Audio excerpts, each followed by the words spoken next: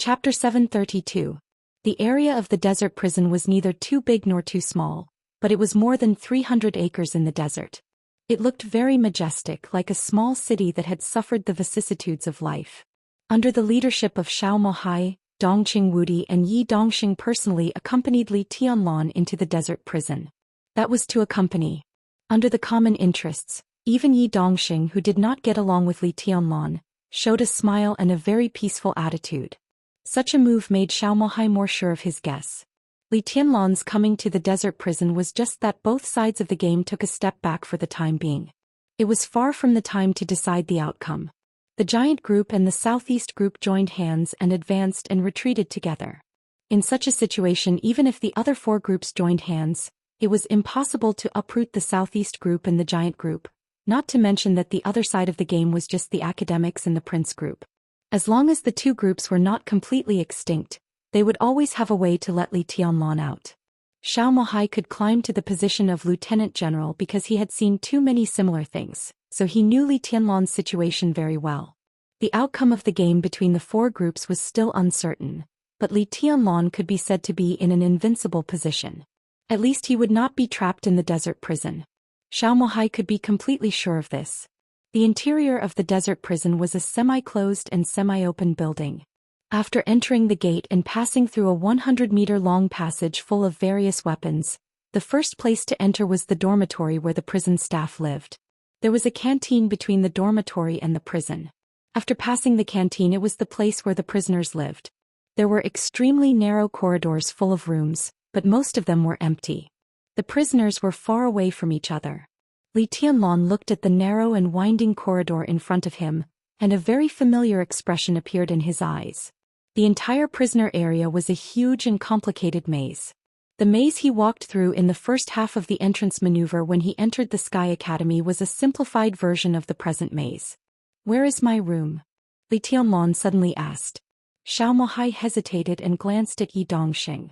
Yi Dongxing smiled and said nothing, keeping his composure. Xiao Mohai smiled and said in a steady voice, "Your Highness's room is not here. During the time you are here, Your Highness, please live in my room. I've had it cleaned before you came. It's clean and I promise Your Highness will be satisfied. This treatment is really different. Prisoners come to prison but they live in the warden's room." "Interesting." Dongqing Wudi laughed and patted Xiao Mohai on the shoulder, but he did not show any displeasure. On the contrary, he looked extremely satisfied. Xiao Mohai's room and office were corpses. As a lieutenant general of Zhou state, no matter how down and out he was, he still had the power to create a luxurious enough residence for himself in this remote place. Although Li Tianlan had to stay in the desert prison during this time, how could Dongqing Wudi really let Xiao Mohai lock him up in the prisoner area? Li Tianlan's current status was completely different from when he first came here a few years ago. He had intended to talk some sense into Xiao Mohai, but Xiao Mohai was so sensible that he even gave up his room.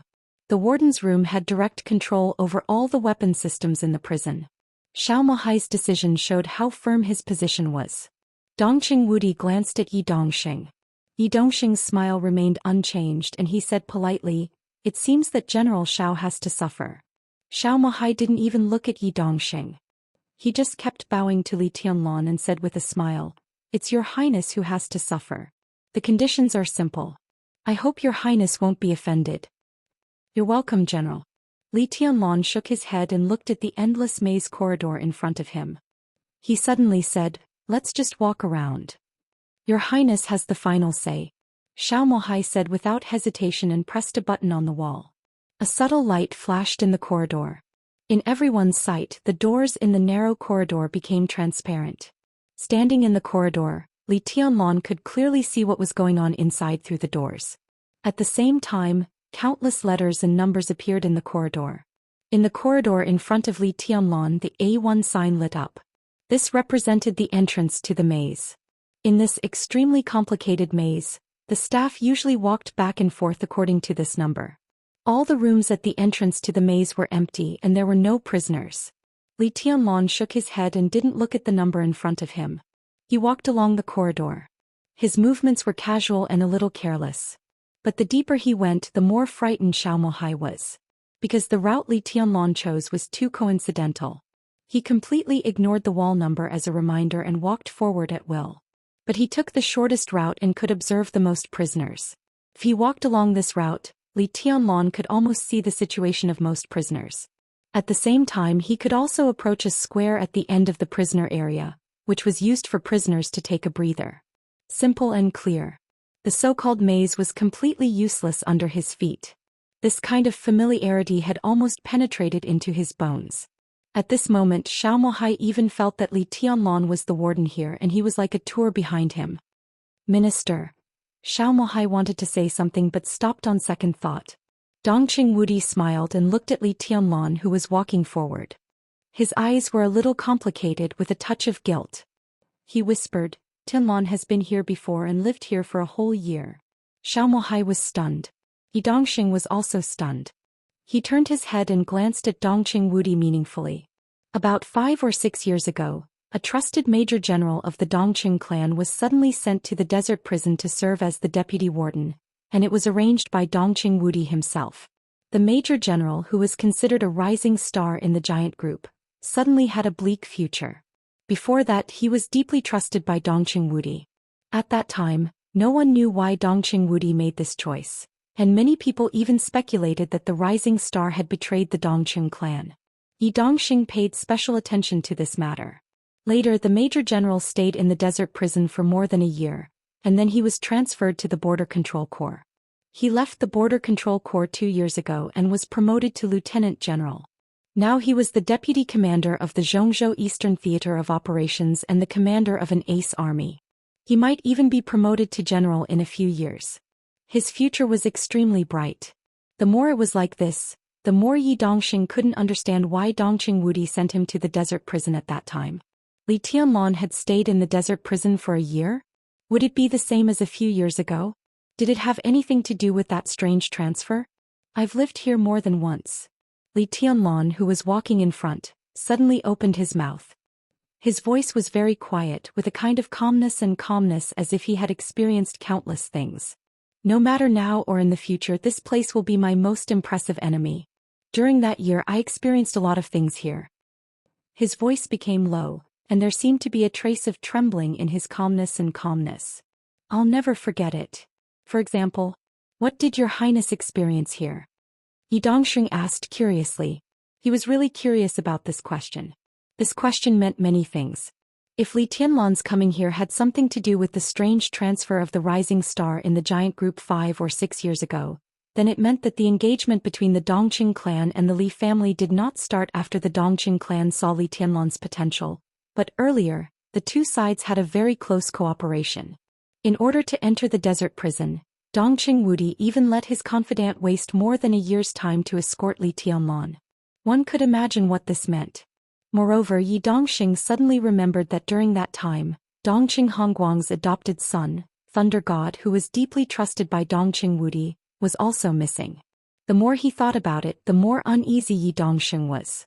He couldn't see what was worth Dongqing Wudi's trouble in the desert prison. The prisoners here were undoubtedly very important and valuable, and there were many real old foxes and martial arts masters among them. But the process of retrieving prisoners from the desert prison was extremely complicated. Moreover, Kunlun City, the Ministry of State Security, and the General Staff Headquarters would come here regularly for strict examination. If Dongqing Wudi secretly took away any prisoners, there was no reason that Dongqing, who had been in charge of the General Staff Headquarters for many years, did not know. If it was not for prisoners, then for what? A lot. Li Tianlan glanced at Dongqing and said blandly, a lot. So far, the most desperate, fearful, helpless, depressed, crazy, and closest to death days of my life have been spent here. A shadow flashed in his eyes. Since he entered the secular world, he had experienced many things. In the final battle in Heaven Capital, he was pierced in the heart by a sword. In the trial day in Eastern Europe, if there was no deity's sword energy, he would have no hope of survival. But among many things, only when he was here did he really feel the most thorough despair and fear that had almost penetrated into his soul. And it was not only once. In that year, it lasted for nearly 3 days and 3 nights. Again and again, his spirit was completely tortured by despair and fear and completely collapsed. In the collapse, he stubbornly became rational and then collapsed and reorganized again. In those days Li Tianlan peed his pants, scratched his scalp and bit off his own flesh and blood. That year he was only 17 years old. When he was at his weakest he experienced the deepest despair and fear. He survived the situation where he should not have survived and became the Li Tianlan of today, the heavenly son of today. The desert prison had given him countless things in that year. And the most precious thing was the willpower that had been tempered in countless times of despair and fear. That kind of willpower could even surpass the heavenly king heart.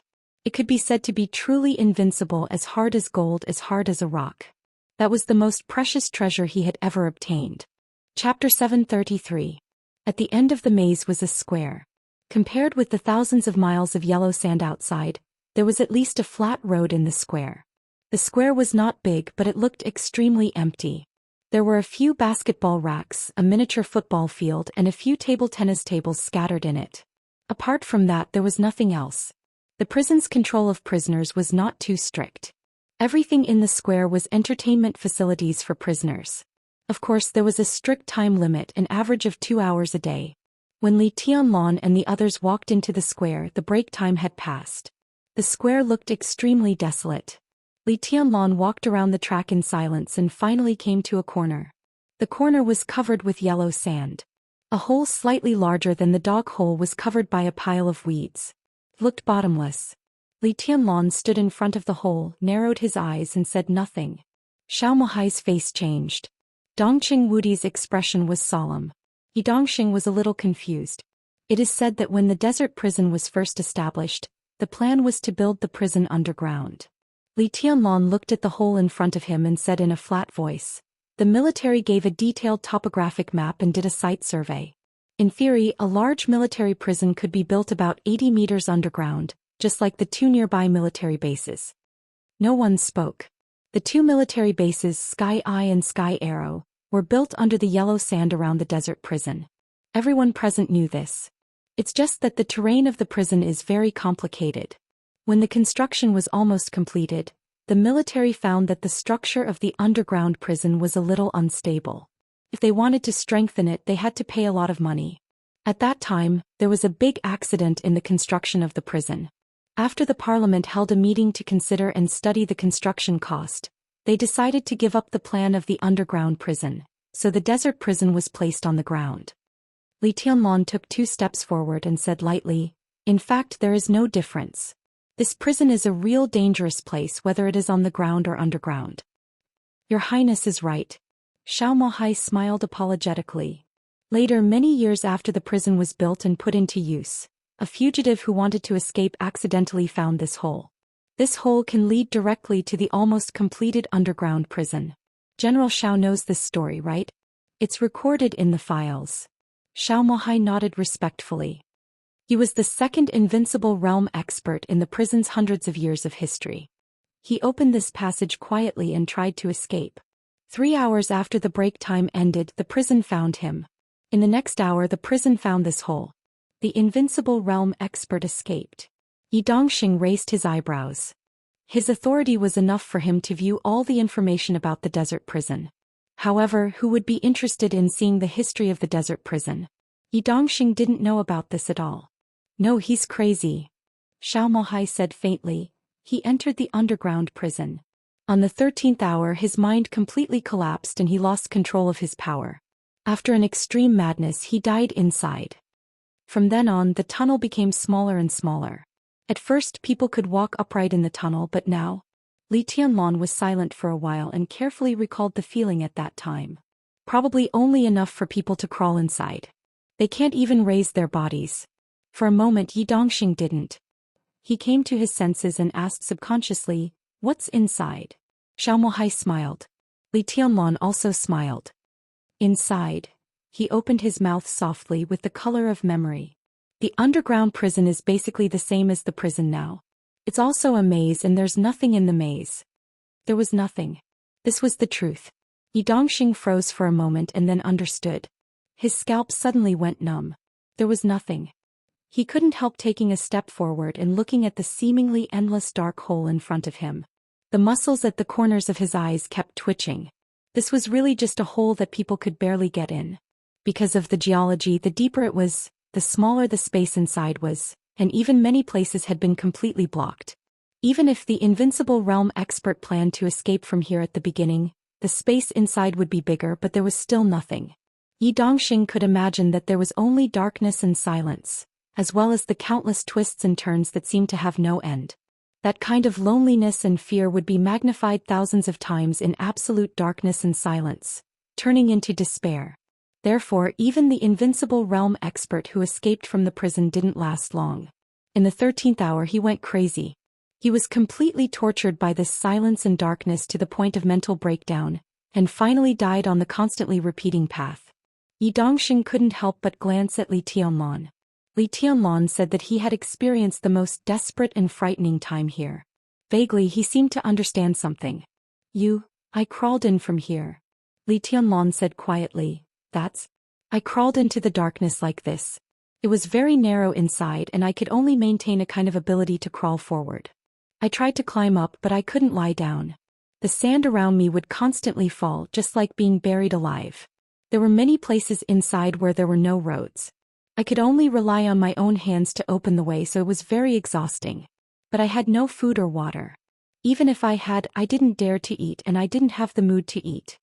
I couldn't see anything there and the only thing I could hear was my heartbeat, which was getting faster and faster. That kind of depression, congestion, darkness and silence tortured me crazy again and again. Well, I said crazy, but in there I couldn't even take a deep breath. I was sweating all the time and it seemed like I was bleeding. That kind of fear and suffocation affected my reason. I went the wrong way again and again and even scared myself to tears many times. At that time I really thought I couldn't get out, and I thought so many times. Yi Dongxing's face was a little pale. He didn't know whether he felt the same or something else. Cold sweat flowed down his forehead and his tone was very cautious. How long did you persist? I didn't persist. Dongqing Wudi interrupted Yi Dongxing's words in a hoarse voice. Tianlan had been moving inside at that time. He went in from here and finally found the exit at the other end. The whole process took 70 hours and 56 minutes. When he climbed out he was severely dehydrated and there were scratches all over his body, and one of his fingers was almost bitten off. But at that time his mind was still clear. Li Tianlan didn't speak. He looked at the hole in front of him, expressionless, and his eyes were full of coldness. Whether it was Xiao Mahai or Yi Dongxing, their faces all changed. 70 hours and 56 minutes. In that kind of environment that could drive an invincible realm expert completely crazy in more than 10 hours, Li Tianlan struggled for more than 70 hours. And it was not the current Li Tianlan. It was the Li Tianlan of that year.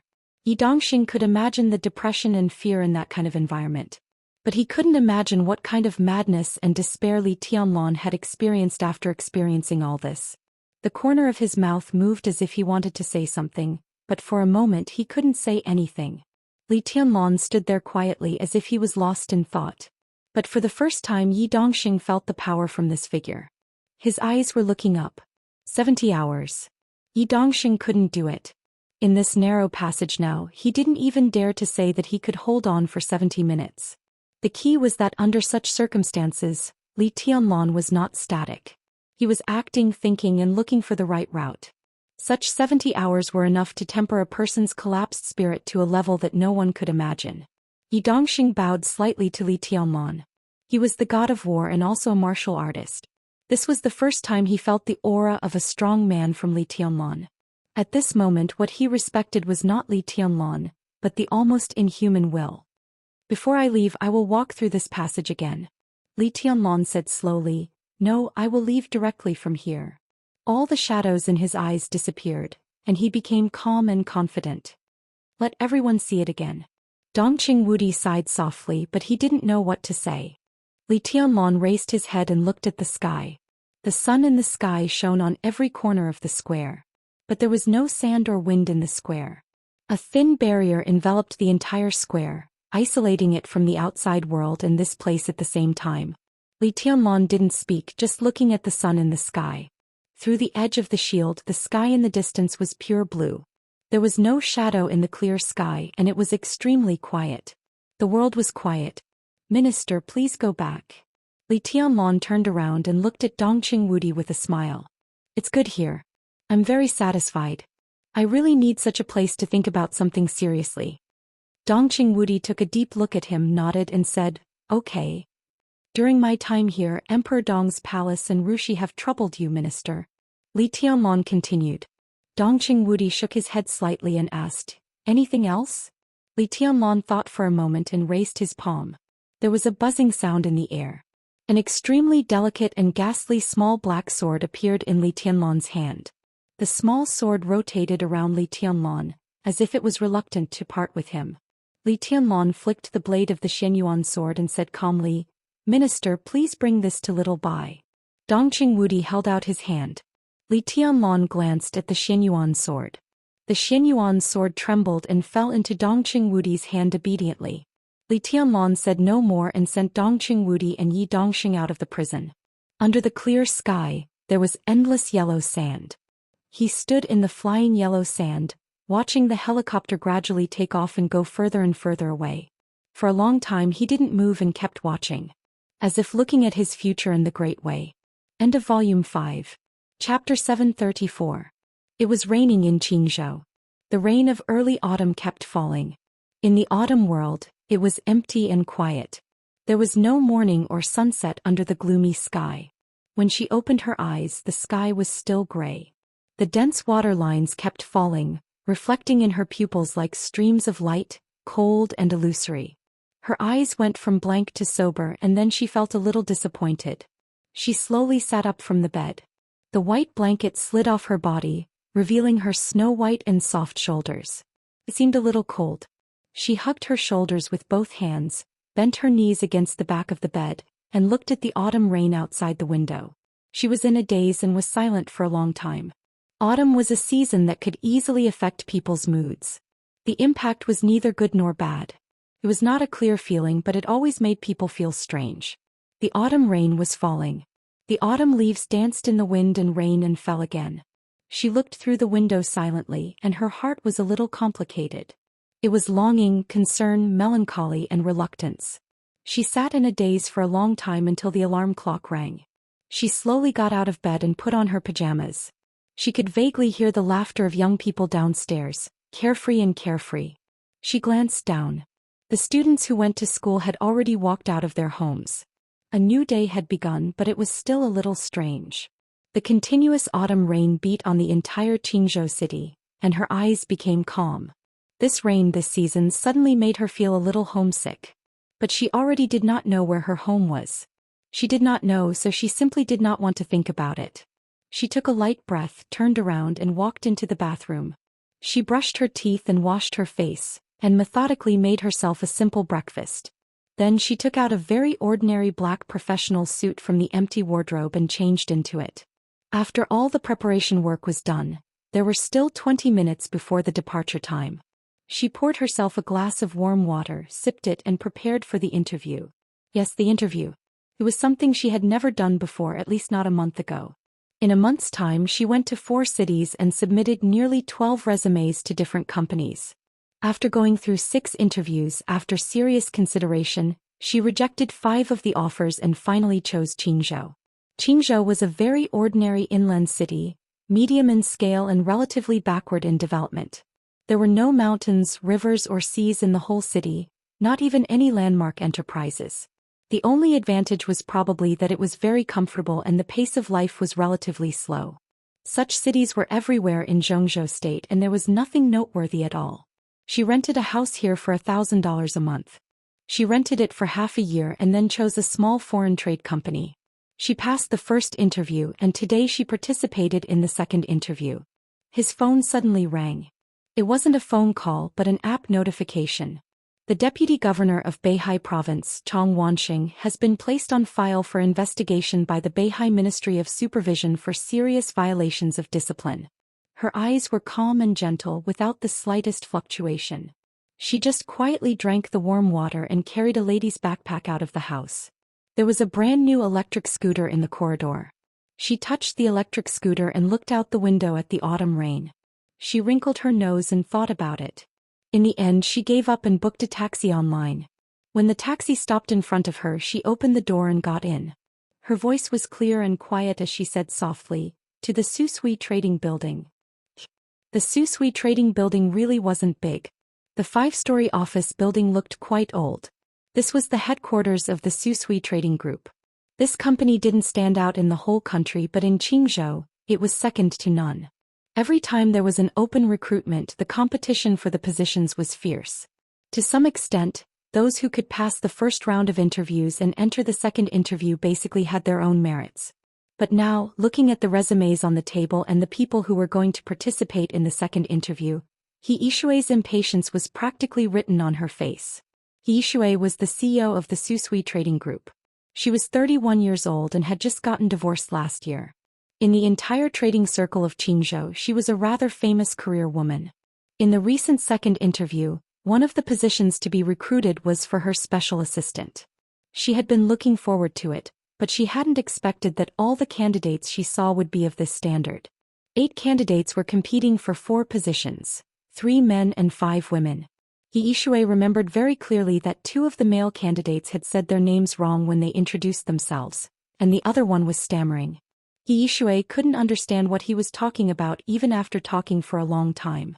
And a few of the female candidates were obviously distracted. One of them had said the wrong college she had graduated from. The entire process of the second interview was a complete disaster in He Yishui's eyes. It was a mess. It wasn't easy for her to get past the 5 candidates. Her heart had completely disappeared. When the 5th candidate walked out of the conference room, she couldn't help but stand up and say, "I still have something to do. I'll take my leave first." "He, don't worry. From their resumes they seem pretty good." A middle-aged deputy CEO smiled and said softly, "Pretty good." He Yishui raised her eyebrows. She was undoubtedly a very beautiful woman. She was in her early 30s, which was the most beautiful period of a woman. Mature, elegant, and calm. It was just that her entire aura seemed a little too fierce when she was working, so much so that it diluted her originally good looks. "I can't see what's good about these people. Well, except for their resumes. I don't even know how they passed the first round of interviews. Who was in charge of the first round of interviews? I need an explanation." He Yishui's voice was filled with undisguised displeasure. "I was in charge of the first round of interviews." The middle-aged deputy CEO who had spoken just now smiled and said, "The performance of those people just now wasn't very good, but it's understandable. Their state today is really a little unjust." He Yishui raised her eyebrows. "I said that there was a candidate in the second round today who had a very good image." The deputy CEO chuckled with obvious appreciation and even amazement in his eyes. "Very, very good. These people's mentality is probably affected." He Yishui knew about this. Part of the reason why she came here today was also because of this. But if it was said that the image of the competitors had caused the mentality of those candidates to be out of balance, she inevitably felt a little ridiculous. Is it so exaggerated? How good can the image be? The resumes are on the table. You have also seen the photos. The deputy CEO said calmly, "He, please sit for a while. I promise that you will be satisfied with this candidate." He Yishui thought for a moment, sat down slowly and flipped through the last resume. There was a very formal 1-inch photo on the resume. The young woman in the photo did have bright eyes and white teeth. But through this simple and formal 1-inch photo, what she could see was really limited. She shook her head and said, "Directly invite this candidate in." The deputy CEO nodded and turned on the loudspeaker beside him. At this moment, even his voice unconsciously became soft. "Number 6, Li Mutong." He Yishui quickly lowered her head and looked at the resume again. Li Mutong, female, 23 years old, graduated from the finance department of Beihai University. Work experience? None. Intended position? Clerk. She raised her eyebrows and raised her head. The glass door of the conference room was pushed open. A tall and slim figure walked in. He Yishui's eyes flashed a touch of astonishment, and then she was completely stunned. She didn't even hear the smile on the other side's face. The deputy CEO said that the candidate had a good image. Only when she saw Li Mutong in person did He Yishui understand what this sentence meant. Exquisite short hair, beautiful face, clean eyes, simple dress. She was quiet. She stood there, but her whole body seemed to be glowing, which made people involuntarily focus their eyes on her. At this moment He Yishui couldn't even describe her feelings. Even as a woman, she had to admit that she had never seen such a beautiful person of the same sex. especially the temperament of the other party. He Yishui looked down at the resume again. 23 years old. She took a deep breath and her eyes gradually lit up. The other party was very young, but she couldn't see the slightest childishness from her. It was a kind of indescribable maturity and elegance, but also full of vitality, quiet, indifferent, calm and strong. Almost in an instant He Yishui was completely conquered by the other party's image. This was the person that Su Shui wanted, even if she didn't know anything. At this moment He Yishui really thought so. Her eyes became extremely soft. She noticed that the other party's calm but not aggressive eyes were looking at her. As the Xiao she blushed and coughed. "Hello, Miss Li Mutong." "Oh." Li Mutong looked at her and said softly. He Yishui took a deep breath, calmed herself down and said in a softer tone, "Please introduce yourself." She nodded. "I graduated from the finance department of Beihai University, and I have a certain understanding of foreign trade. I am proficient in 4 languages, Chinese, English, Snow Country and Germanic," and her introduction was concise but not general. Perhaps because of her beautiful voice, when she finished, the company leaders in charge of the interview all felt a little sorry. The impulse in He Yishui's heart became a reality. She just asked a question that didn't have much to do with work. "Miss Li Mutong, are you married? Do you have a boyfriend?" Her bright eyes seemed to dim for a moment and she shook her head gently. "No, I don't have a boyfriend." He Yishui nodded. She didn't even ask for the consent of others. She said seriously, "Miss Li Mutong, I can confirm that you are the talent that our company needs. We can handle the employment procedures for you right away. In the future I hope that you can be my special assistant. What do you think?" Li Mutong was stunned and she said softly, "I applied for the position of a clerk. I think it suits me very well." Yi Shui frowned. The 4 positions that were recruited were the CEO's special assistant, financial assistant, business manager and clerk. In her mind, Li Mutong in front of her could take any role. She didn't know why she chose a clerk. Was it because she had no work experience? When she was about to speak, Li Mutong smiled. "I insist." He Yishui was stunned and she took the initiative to reach out her hand. "Then welcome to Su Shui." "Thank you." Li Mutong smiled. He Yishui no longer had the slightest interest in the second interview. She smiled and said, "Let's go. I'll take you to handle the employment procedures. You can start work tomorrow. By the way, let's exchange numbers." Where do you live?" In the constant questioning, the 2 of them walked out one after another.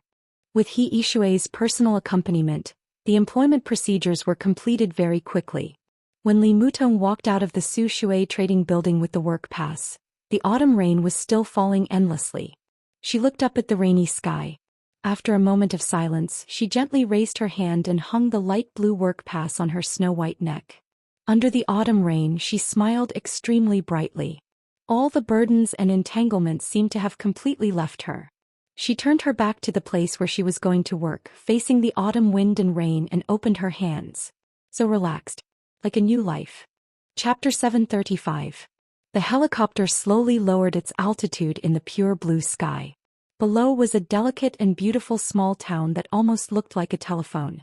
The town was not big, without industrial pollution or dense traffic. The autumn leaves fell on the flat streets with a touch of messy beauty, but the whole city was extremely clean. Villas were scattered in picturesque places, and large areas of greenery surrounded the whole city. The continuous green color and yellow leaves extended all the way to the end of the small town. The spectacular white waterfall gushed out of the mountain and fell down, turning into a clear lake around the city. The quiet and beautiful town surrounded by the lake seemed elegant, as if it had been forgotten by the whole world. "This is the best world of mortals." Qin Weibai looked down at the scene through the window of the cabin, and a touch of longing flashed on her perfect face. No disputes, no calculations, no fatigue and no struggle. If you don't want to do something, then don't do it. Real freedom, peace and joy. It's too idealistic. In fact, there are some small disputes and contradictions, but most of them are controllable. Compared with the outside, this place deserves the word best. Lin Yuxian smiled. As the helicopter landed on the neat lawn, he opened the cabin door and bowed slightly. "Patriarch, please." Qin Weibai nodded and walked out of the cabin. It had been a month since she got the body of the god of war and Qin Weibai officially came to Switzerland. This was also the first time she came to the headquarters of the Lin clan.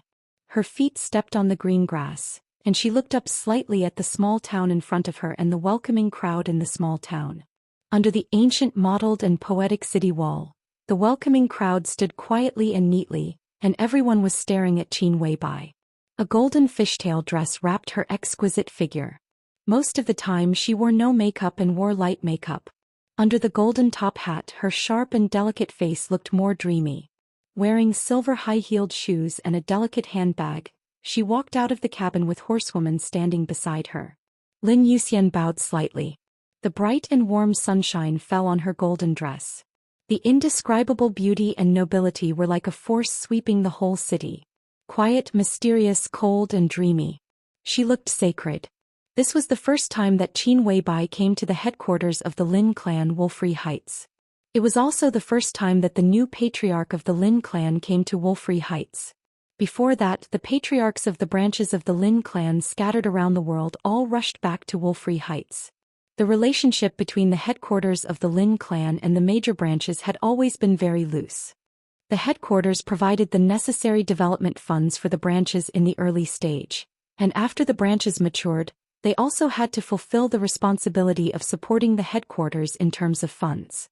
Simply put, the headquarters and the major branches usually had no contact with each other except for receiving the funds from the major branches. Only when a branch encountered a great problem would the branch contact the headquarters and apply for arbitration from the headquarters. There had always been only one result of the arbitration, that was, the branch naturally helped the branch. The Lin clan would draw up a support plan as soon as possible. It was possible to ask other branches to give financial support, human support, or even military support and technical support to the branch in need of help. The Lin clan, which had developed for hundreds of years, had never interfered with the development of the branches. The major branches were densely packed on the genealogy, which could be described as various. There were consortiums in Europe, gangsters in North America, drug lords in South America, and warlords in Africa. No matter what kind of support a branch needed for help, the Lin clan could always give it what it needed at the first time. When a branch encountered a disaster, the patriarch of the headquarters would even intervene in person. For hundreds of years, the headquarters of the Lin clan had an expert at the peak of the invincible realm in each generation, which was also one of the keys to the headquarters' transcendent status. In general, the headquarters of the Lin clan had been living a peaceful life for hundreds of years. What they had done most was to coordinate the relationship between the major branches, give some help when necessary and take back some money. The branches did not give much to the headquarters. The headquarters did not give much to the branches either. But the existence of each other was extremely important to each other. This was the perfect mutual need in politics. To be exact, this was an alliance which was extremely stable and almost unbreakable. Hundreds of years might make the affection between countless branches and the headquarters become indifferent, but in this alliance, it didn't matter at all. The most important thing was that the two sides could give each other, but no one was a burden to the other. The headquarters did not need the money and power of the branches. Money, power, and status, to put it bluntly, were all external forces. Whether these things were important or not depended on what they could do. And if these things could be done, the headquarters could also do it. They received feedback from the major branches and could do almost everything. When the headquarters had so much money that they couldn't even count it, what was the point of the so-called interests? Similarly, the life in the headquarters was not what the major branches liked. That kind of leisure and freedom might be accepted by the majority of people, but it was not suitable for ambitious people. They could do whatever they wanted in the outside world, had money and power, and had strong support from all over the world. They did not covet the headquarters, and even if they did, what could they covet? The headquarters had almost no requirements for them. They were a group of carefree, lazy people. What they usually did was to coordinate the work of the major branches and be impartial. Even if they wanted to usurp the throne and become the patriarch of the headquarters, they still had to do this kind of work. They might not do it, but this was equivalent to destroying the survival mode of the entire Lin clan. The major branches would not agree. And those who didn't want to do this work would mostly set up new branches instead of usurping the throne, because the consequences of failure would be serious, and there would be no benefits if they succeeded. On the contrary, the more stable the core position of the headquarters was, the more stable the development of the major branches would be. This was a real win-win situation. This kind of alliance model was diametrically opposed to the way the Wang family of Beihai gathered all the branches. The Lin clan's approach would reduce the cohesion within the clan. To some extent it would disperse the scale and then reduce the deterrent, but it would never have to worry about internal strife. This kind of alliance was extremely stable. As long as they did not encounter an unimaginable foreign enemy that fundamentally destroyed the headquarters and all the branches of the Lin clan, this model of the Lin clan could develop for 500 years, 1,000 years, or even longer. The most important condition of this model was that there must be an expert in the headquarters who could control the situation, not only in the Lin clan but also in the entire Dark World. For example, Lin Fengting now. The idea of the Wang family of Beihai was undoubtedly to strengthen the cohesion within the family without limit. In the entire Beihai province, there were 7 sword-holding families, and dozens of branches of the Wang family of Beihai were all gathered together. While they shared interests with each other, sometimes it was tantamount to forcing the branches to be loyal to the family. This kind of forced cohesion was undoubtedly the most terrible at times. This was also the fundamental reason why the Wang family of Beihai had been the #1 power in the Dark World for hundreds of years. However, the strong centralization of power would also lead to increasing conflicts of interests, so the Wang family of Beihai had never been calm. When the contradictions accumulated to a certain extent, reshuffling became a fixed procedure.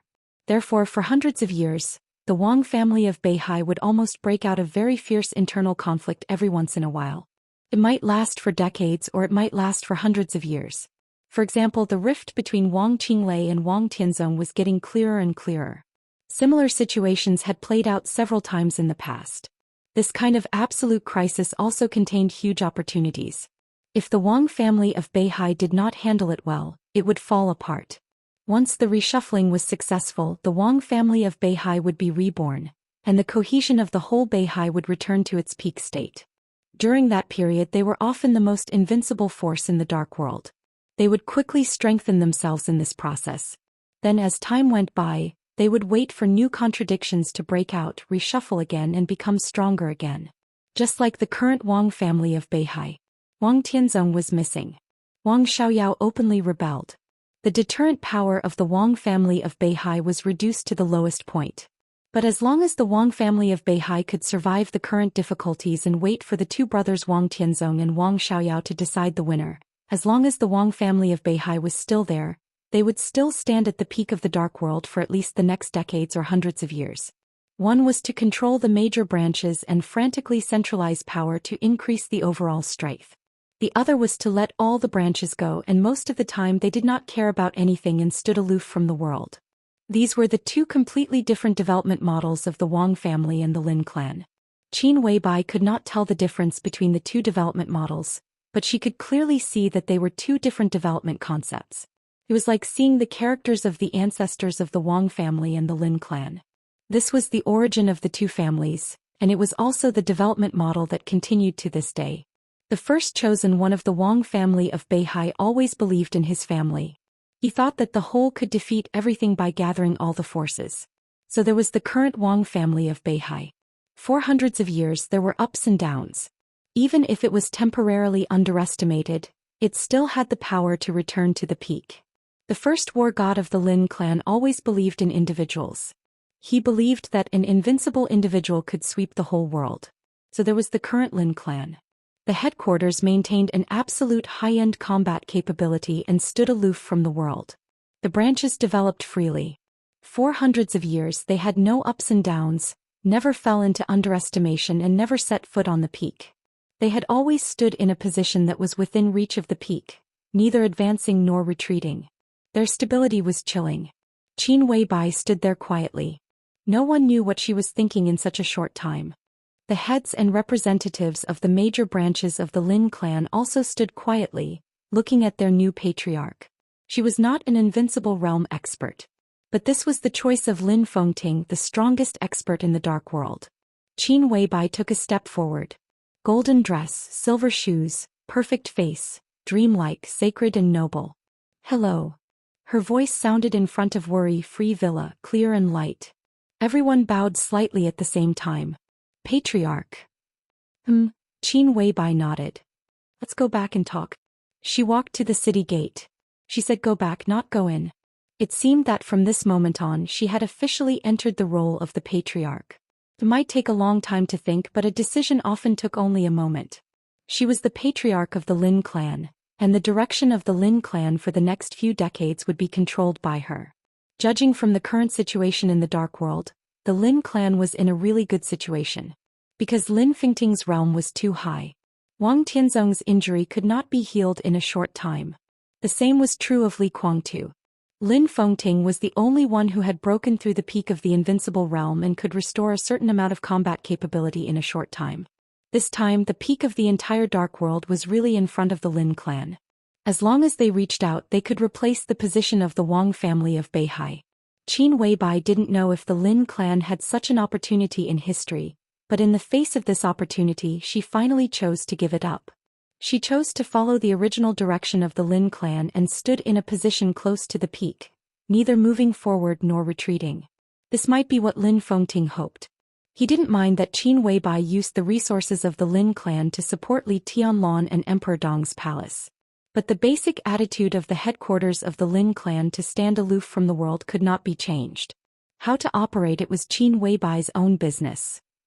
There were very few tall buildings in Worry-Free Villa. The so-called tall buildings here were buildings that were more than 6 floors above the ground. The autumn sunshine fell evenly on this small town that stood aloof from the world. The autumn wind blew and the fallen leaves on the ground seemed to be lazy. Qin Weibai got into a custom-made black car. There were 4 people in the car, including horsewoman. One of them was a female driver and bodyguard about 30 years old. She looked ordinary, but her expression was extremely focused. The other was a secretary assistant, a little younger, who was responsible for helping Qin Weibai deal with the daily affairs of the Lin clan. This was all arranged by the Lin clan, so Qin Weibai didn't say much. The mighty welcome motorcade drove into the gate of Worry-Free Villa and entered an extremely wide welcome avenue. Slowly going down the wide welcome avenue, the motorcade gradually drove into a tunnel-like space. Qin Weibai raised her eyebrows. The secretary sitting in the passenger seat noticed Qin Weibai's expression and said softly, "Patriarch, Yingbin Avenue is the only driveway on the surface of Worry-Free Villa. It connects all the underground traffic roads. Only after leaving Yingbin Avenue can you really enter Worry-Free Villa. There are no vehicles or parking lots on the ground of the villa. In terms of ground planning, it is a large modern park.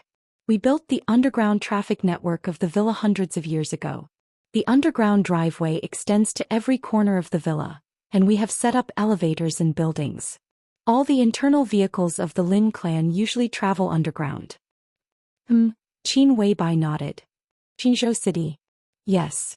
The secretary nodded and said in a proud tone, "Everything in Worry-Free Villa is similar to Xingzhou City, the capital of Beihai Province. Xingzhou City is the most beautiful city in Zhongzhou State, and Worry-Free Villa is more exquisite in this respect than Xingzhou City." Qin Weibai nodded with a smile.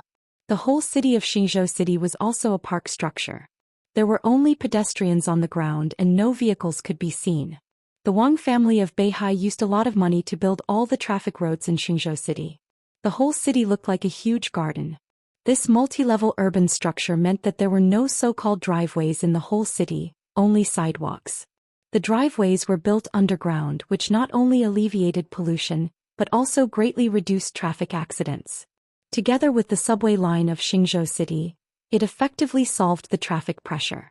In the survey of Zhongzhou State, Xingzhou City was the city with the best air index, the lowest pollution, the largest green area, and the highest satisfaction of people's lives among all the cities in Zhongzhou State. It was not that no city wanted to imitate Xingzhou City, but they could only think about it. Such a transformation was equivalent to rebuilding a city. Not only would it waste a city's financial income for many years, but Yuzhou could not approve the project. At present, Xingzhou City was the only city in Zhongzhou State that needed this kind of ridiculously expensive transformation. "It is indeed more exquisite than Xingzhou City," Qin Weibai said. She had been to Xingzhou City more than once. Bicycles could occasionally be seen on the ground of Xingzhou City. And in Worry-Free Villa. What was a bicycle? Perhaps most people did not have this concept. "How many people are in the villa now? How big is the villa?" Qin Weibai asked. The secretary thought for a moment and said accurately, "The villa covers an area of about 40 square kilometers. Now there are 3,227 people who stay in the villa all year round, but there will definitely be more and more people in the future." Qin Weibai nodded and said, "I like it here." The secretary pursed her lips and smiled. Her little face was shining with pride from the bottom of her heart. The motorcade finally stopped in the underground parking lot near the center of the small town. The secretary led Qin Weibai into the elevator. When the elevator door opened, they had already entered a single-family villa with an exclusive small courtyard. "This is your exclusive elevator with fingerprint identification. This is your office and residence. Patriarch, if there is anything else you need or if there is anything you are not satisfied with, you can tell me and I will arrange it right away," the secretary said with a smile. Qin Weibai glanced at the decoration in the hall and nodded casually. "What's your name?" "I am Lin Ying, Patriarch. It is my honor to serve you." There was a touch of intimacy in Lin Ying's voice. In the Lin clan, which was not completely isolated from the world, the freedom of most people was based on the responsibility of a small number of people. The Lin clan had Lin Fengting, so the headquarters of the Lin clan stood aloof from the world. But the Lin clan had more than Lin Fengting. Lin Ying was undoubtedly also the core member of the next generation of the Lin clan. The fact that she could be called the secretary of the patriarch of the Lin clan had already explained this. Standing in her position, he could see the whole dark world more clearly, so he naturally knew Qin Weibai better. That kind of perfection, that kind of coldness, that kind of dreamy, that kind of wisdom, that kind of strength, that kind of expression. She was the most perfect woman, the one and only. She was the goddess of the dark world and she deserved it. So Lin Ying's words were not flattery or compliments. They were completely from the bottom of her heart. Qin Weibai replied with a and sat on the sofa. She took off the top hat on her head, casually combed her hair and asked, "When will the old patriarch come?" "About 2 hours later," Lin Ying said. The old patriarch referred to Lin Fengting. During this time he had been staying in the Wang family of Beihai. Qin Weibai had wanted to come to the headquarters of the Lin clan a month ago. Lin Fengting knew very well why she came here and reminded her that the situation of the person she wanted to see was very unstable.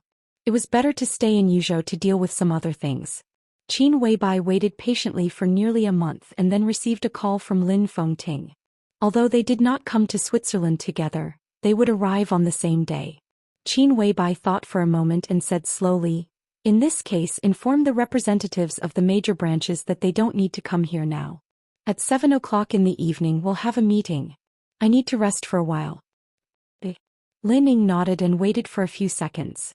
Seeing that Qin Weibai had no other orders, she bowed slightly and left the villa. Qin Weibai was silent for a moment and reached out to Horsewoman.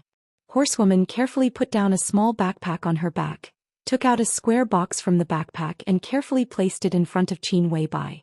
Her eyes were a little complicated and excited. Qin Weibai looked at the box with a somewhat complicated expression. "Thank you." Horsewoman suddenly spoke. Her tone was very sincere and serious. Since she got the body of the war god, she became more and more respectful to Qin Weibai. Even saint and military counselor became more and more respectful to her.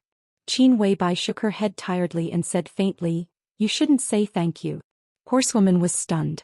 She smiled bitterly and did not speak. "Do you know why I must have this half of the body of the war god?" Qin Weibai said softly, "If I give up this thing I can get more things. For me and Emperor Dong's palace. The price that the Wang family of Beihai is willing to pay for this half of the body of the war god is even beyond your imagination. To save people." Horsewoman said respectfully. "Then why should I save people?" Qin Weibai raised the corner of her mouth slightly with a sneer. "I don't know how to view my relationship with her, but if I say that I am the one who wants her dead the most, no one can object, right?" Horsewoman's eyes froze. She looked at Qin Weibai and did not speak. There were too many seemingly incredible relationships that were difficult to define. She did not understand the current Qin Weibai, but she also understood the current Qin Weibai very well. She understood her pride. From this point of view, Qin Weibai was indeed the one who wanted her dead the most. This was a fact that could not be denied. Qin Weibai stood up and walked to the bedside. She looked at the sky of the Lin clan through the window and said softly, "I don't owe her anything. She changed my fate and I also changed her fate. We are even. Don't you think so? Horsewoman frowned and finally said yes. So when she wakes up, I want her to give my man back to me. I don't need her charity, but she owes me and I want to get it back. Qin Weibai's delicate and dreamy face was expressionless, but her bright eyes flashed with incomparably clear stubbornness and pride.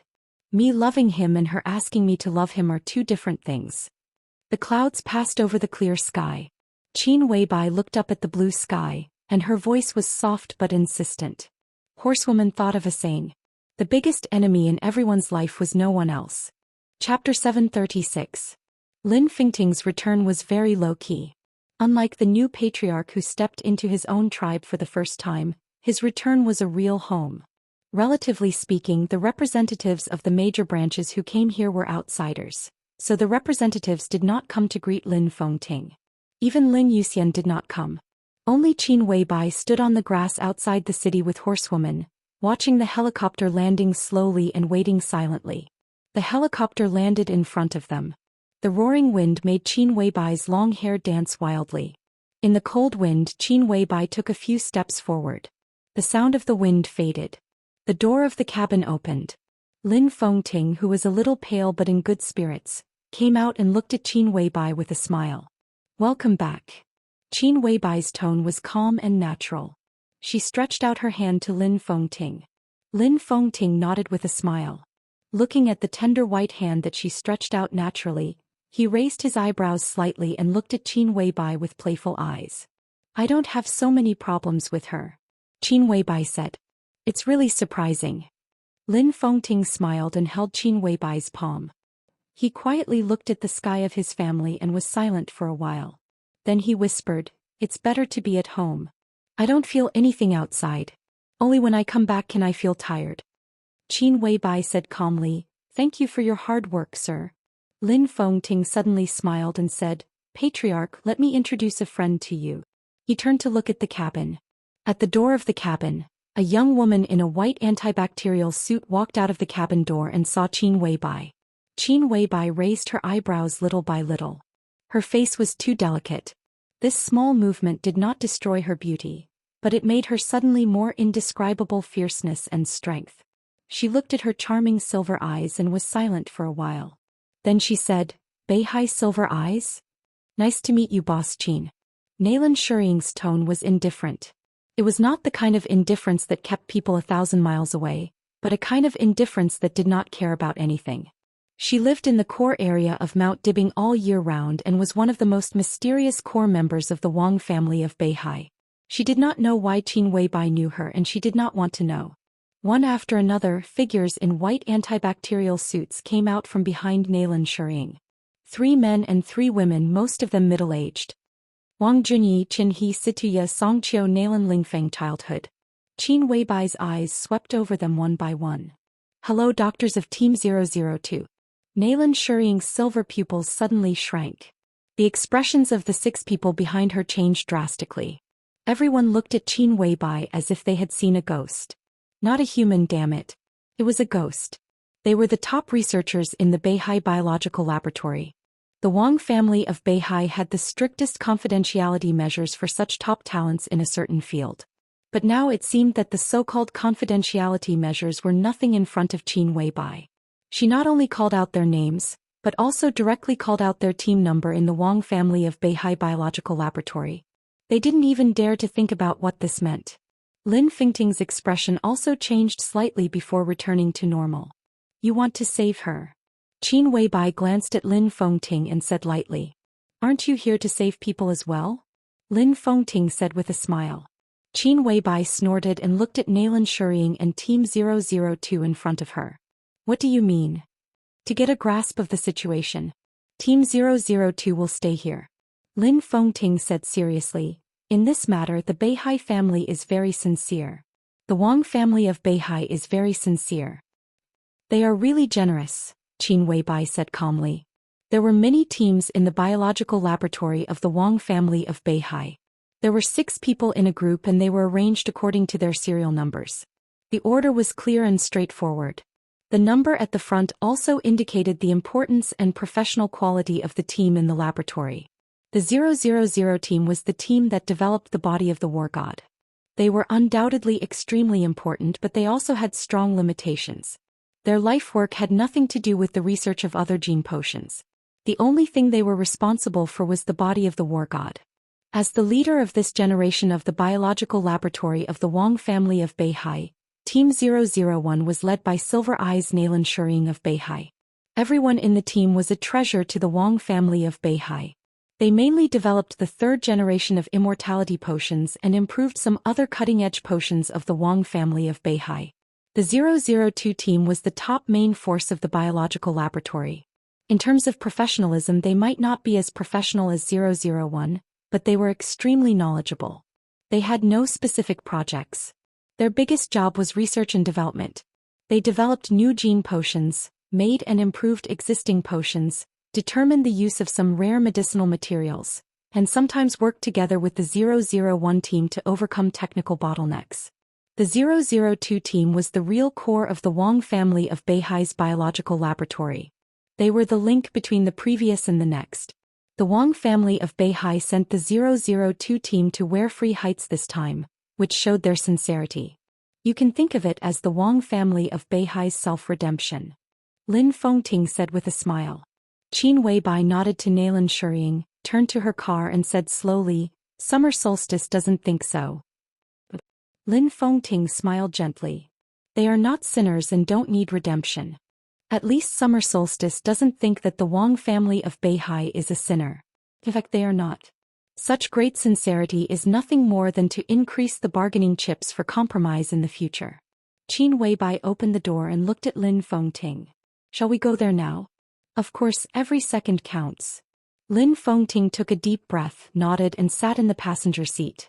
Nalan Shuring had already taken the 002 team into a business car. The car started slowly, entered the underground driveway of Warefree Heights, and stopped near the edge of the city. Lin Fengting personally led the way and entered his own villa. They took the special elevator. They entered the password. The elevator sank all the way for nearly 10 seconds before it stopped. Voice verification. Fingerprint verification. Body scan. Pupil scan. Third-level password verification. After a series of tedious processes, the elevator door finally opened. What appeared in front of everyone was a metal passage shrouded in soft light. Is this the biological laboratory of the Lin clan? Nalan Shuring, who had been silent, asked curiously. Yes. Lin Fengting nodded.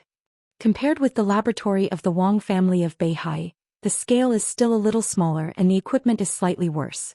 The new equipment from the Wang family of Beihai is already on the way, and it will take about a week to arrive.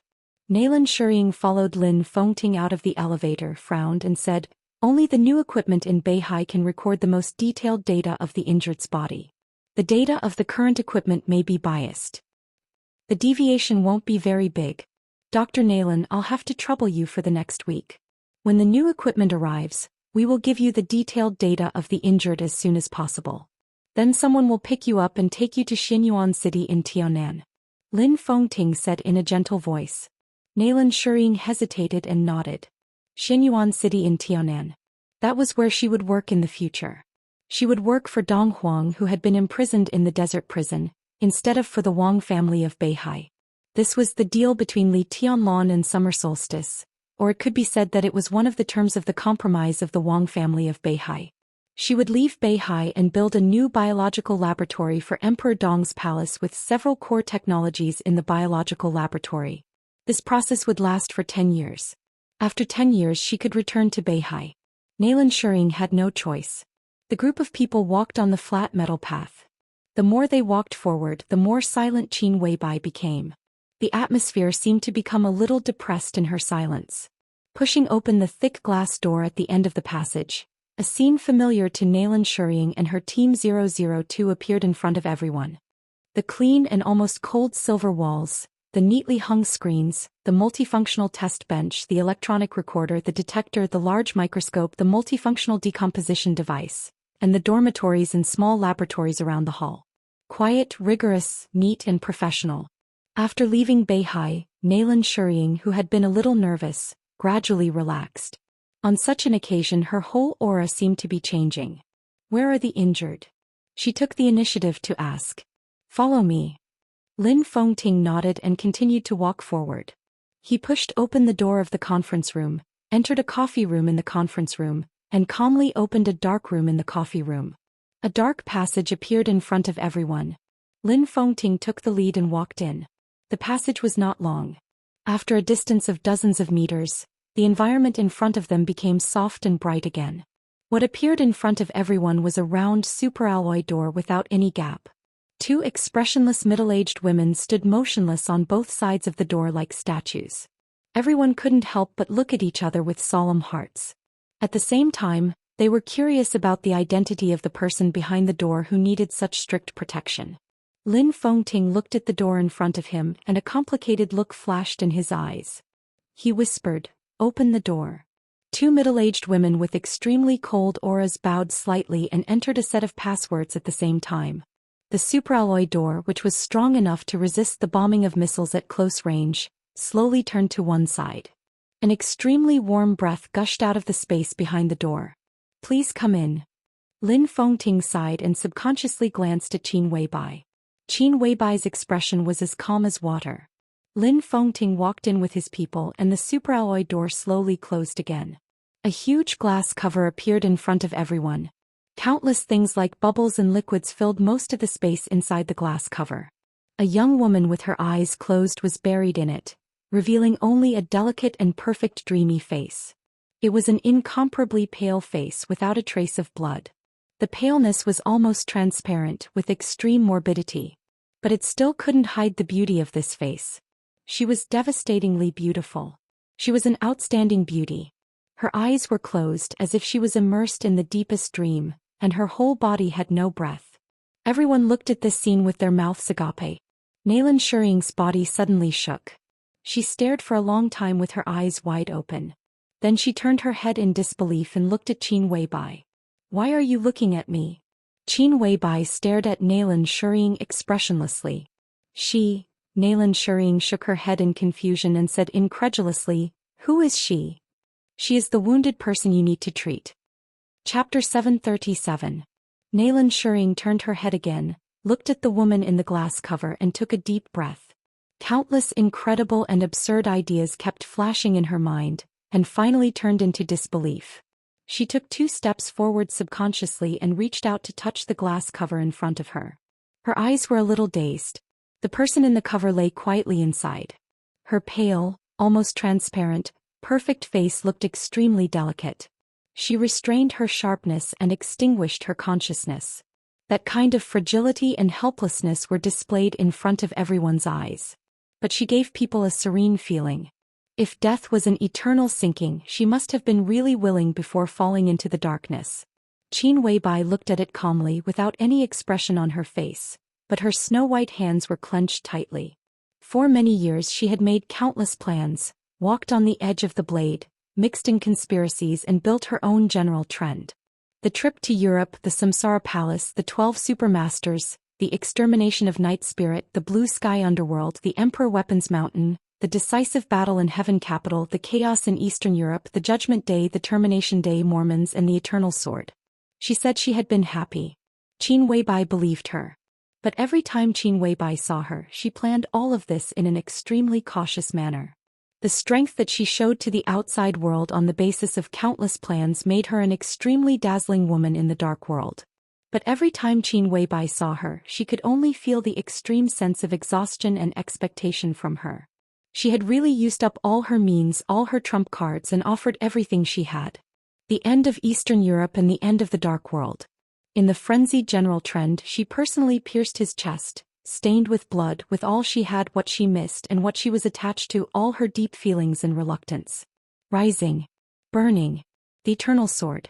Countless obsessions completely ended at that moment. She seemed to have let go of a lot of things, but there was only one thing she could not let go. But it didn't matter. The entire dark world was almost buried with her.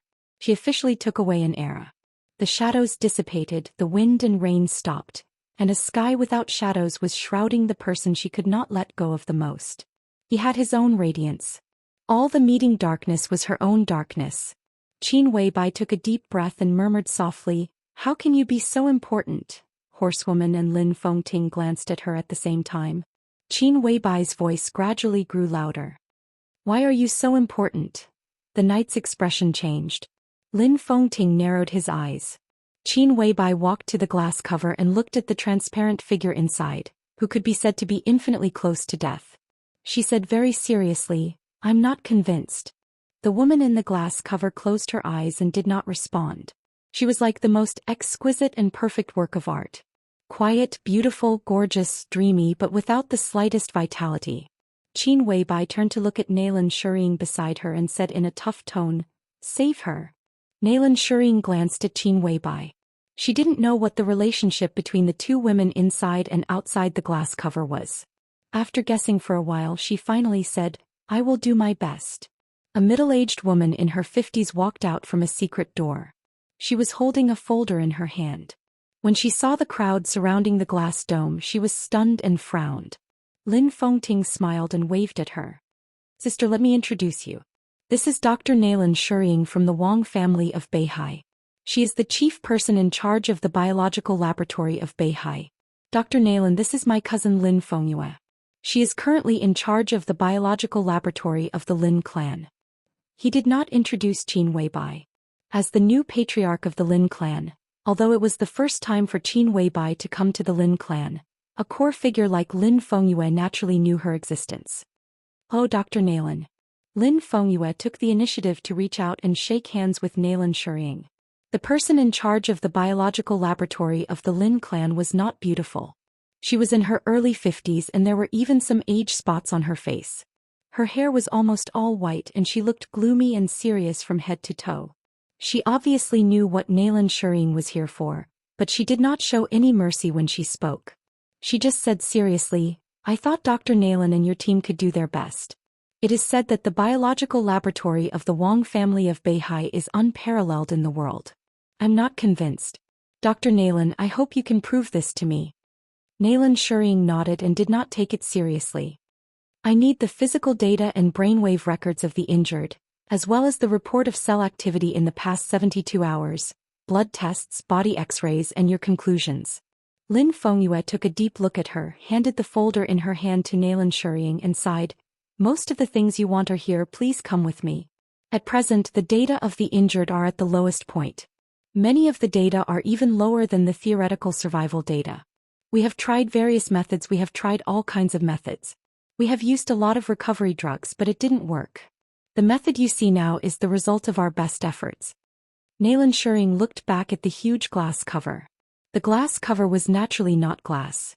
The things inside that looked like bubbles were naturally not bubbles either. This kind of huge transparent glass cover was mostly used in aerospace engineering. It was an extremely rare fusion metal that could form the best sealed space. The foam inside was a semi-solid nutrient solution that had a large amount of restorative drugs added into it. This nutrient solution was very airtight and easy to absorb. It was also at a constant temperature and was soft enough to not harm the injured person's body. Not only could it better maintain her almost completely exhausted vitality, but the greatest role that the nutrient solution could play was just maintenance. The vitality of the injured, even in the nutrient solution, was still declining little by little, but the speed was much slower than under normal circumstances. But no matter how slow it was, there would always be an end, and that would be real death. In fact, the Lin clan was busy saving the injured during this time, but their greatest efforts were not on how to let her recover, but on how to slow down the loss of her vitality in the nutrient solution all day long. We have already sent the first batch of body data to Beihai half a month ago, the second batch of data was sent a week ago, and the third batch of data was sent 3 days ago. Dr. Nailan, the data in your hand is from yesterday. I want to know if you have any ideas, even if it is some vague ideas. This injured person is very important to the Lin clan, and it is also very important for the improvement of our technology in the field of biology. Lin Fengyue led a group of people into her laboratory and spoke with a serious expression. Your thinking is wrong. Nailan Shuring was silent for a moment. It doesn't work to slow down the loss of the injured person's vitality. It doesn't even make sense. At present, the most important thing is her body. The vitality of the injured person is already very low, and it is even the lowest data to maintain survival because her injury is too serious and her body is too poor. The reason why her vitality is constantly flowing away is that her body can no longer bear anything, including the vitality in her body. No one spoke. After nearly a minute, Lin Fengyue blinked and tentatively said, "You mean, she is already dead?" Naylan Shuying said directly. Chapter 738. What nonsense are you talking about? Just as Naylan Shuying's voice fell, Knight's somewhat angry voice suddenly sounded. Dr. Lin just said that she still has vitality. She fiercely glared at Naylan Shuying. Her face was distorted and looked somewhat ferocious. But her body is already dead. Naylan Shuying said seriously, vitality is the guarantee to support the survival of the body. As long as the body exists, vitality can't keep flowing away. The Lin clan's way of dealing with it is very professional. Under such circumstances, her vitality is still declining, which can only mean that her body is dead. That vitality is the last trace of activity of this body. A dead body naturally can't retain vitality. The Lin clan's current method is equivalent to forcibly keeping a person who is about to die, which is like defying the heavens. The knight's body shook violently, his face as pale as snow. Is there any other way? Lin Fengting said in a low voice. He had never thought that the situation would be so bad. Fuse. Naylan Shuying said calmly, this is the only way I can think of to strengthen her already dead body and temporarily fuse her vitality with this body. The corners of Lin Fengyue's mouth twitched. In the end she couldn't help but smile bitterly. Our Lin clan doesn't have such a technique. As far as I know, the so-called fusion technique is only in theory. Even if we can do it, the vitality in the injured person's body won't be enough to support this body. That vitality is too little for a dying person. Yes, so once the fusion is successful, the data we get will be even worse than it is now, much worse. She will also be closer to death than she is now, but that way she can preserve the last bit of her life force in her body. Naylan Shuying's voice grew calmer and calmer. Beads of sweat appeared on Lin Fengyue's forehead. It's worse than the current data, she whispered to herself with an ugly expression on her face. This state, neither dead nor alive. Naylan Shuying said slowly, right now the remaining vitality is not enough to support her life. Once the vitality completely fuses with the body in the biological sense, she is no longer a living person, just not dead. How to fuse them? Lin Fengyue shook her head and said, there's no time. Naylan Shuying turned to look at Qin Weibai. Before I came here, Aunt Xiaji told me that you have half a body of the war god?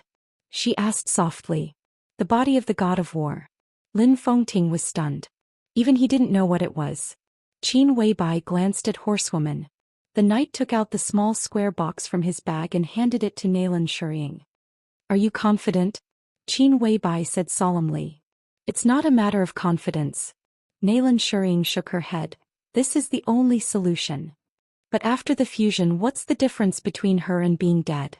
Qin Weibai's tone was almost interrogative. Perhaps even she herself did not know that her current mood was quite sensitive and agitated. The biggest difference is that she's not dead. Naylan Shuying said honestly. This explanation was so powerful that Qin Weibai was speechless for a moment. She was not dead. That was the difference.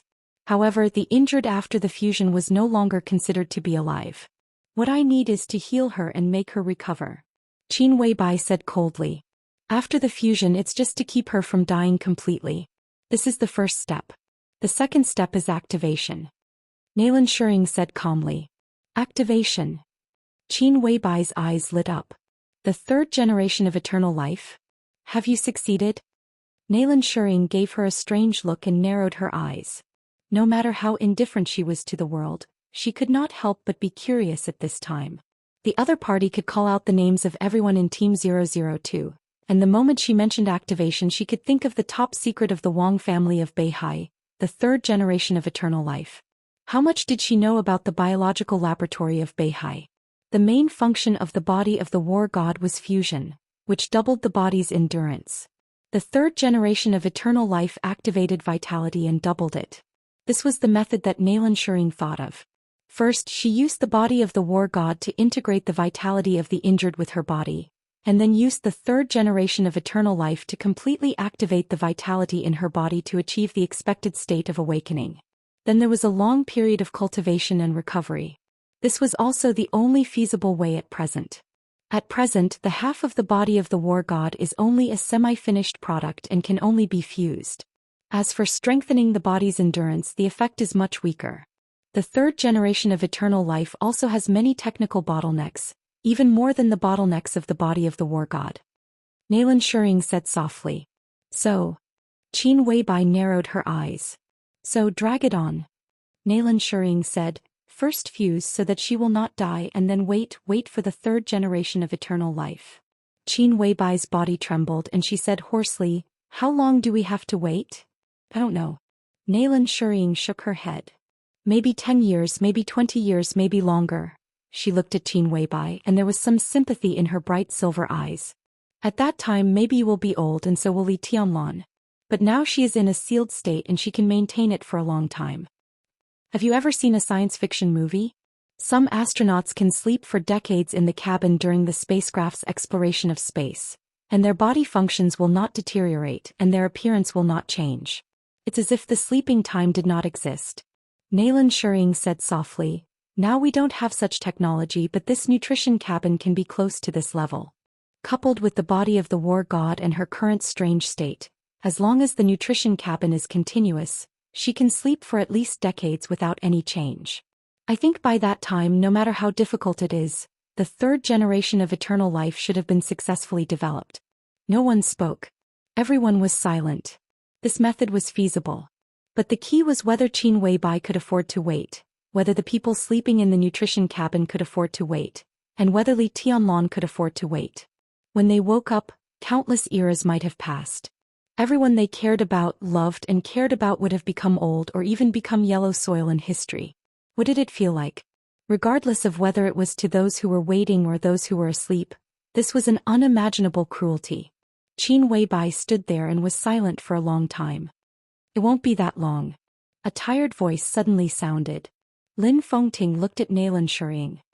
The third generation of eternal life can't break through the technical bottleneck at present because there is not enough immortality. That is, a few core materials are missing. His tone was a little low. I will find a way to get these materials and speed up your research process. Everyone knew what he would think of. They would either find them or grab them. That was the only way. Nalan Shuring wanted to say something but stopped on second thought. In the end she didn't speak and just looked at Qin Weibai. Qin Weibai didn't speak either. After a long time Nalan Shuring said softly, I understand how you feel, but time can't be delayed. The vitality in the patient's body is passing away every moment. The later the decision is made, the worse her condition will be after the fusion. Lin Fengting looked at Qin Weibai and then at Nalan Shuring. He frowned slightly and didn't speak. Qin Weibai raised her head and slowly glanced at everyone. After a long time she nodded and said, I see. She slowly turned around and walked out of the laboratory. Her back was still slim and perfect, but it seemed to be covered with a layer of exhaustion.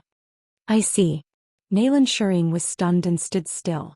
The door of the small laboratory slowly closed. Nalan Shuring turned to look at Lin Fengting. Lin Fengting narrowed his eyes and looked at her. His eyes were extremely sharp, as if they were warm but also cold. Nalan Shuring subconsciously avoided his eyes. Her heart is a little confused. Lin Fengting said slowly, his scrutinizing eyes constantly falling on Nalan Shuring. I can understand. Nalan Shuring took a deep breath and her tone was still calm. But I didn't. Doctor, I can understand your position, but lies are meaningless here, do you understand? Lin Fengting's voice became gentler and gentler. I'm telling the truth. Nalan Shuring's fingers trembled slightly. Her situation is indeed very serious. I know that.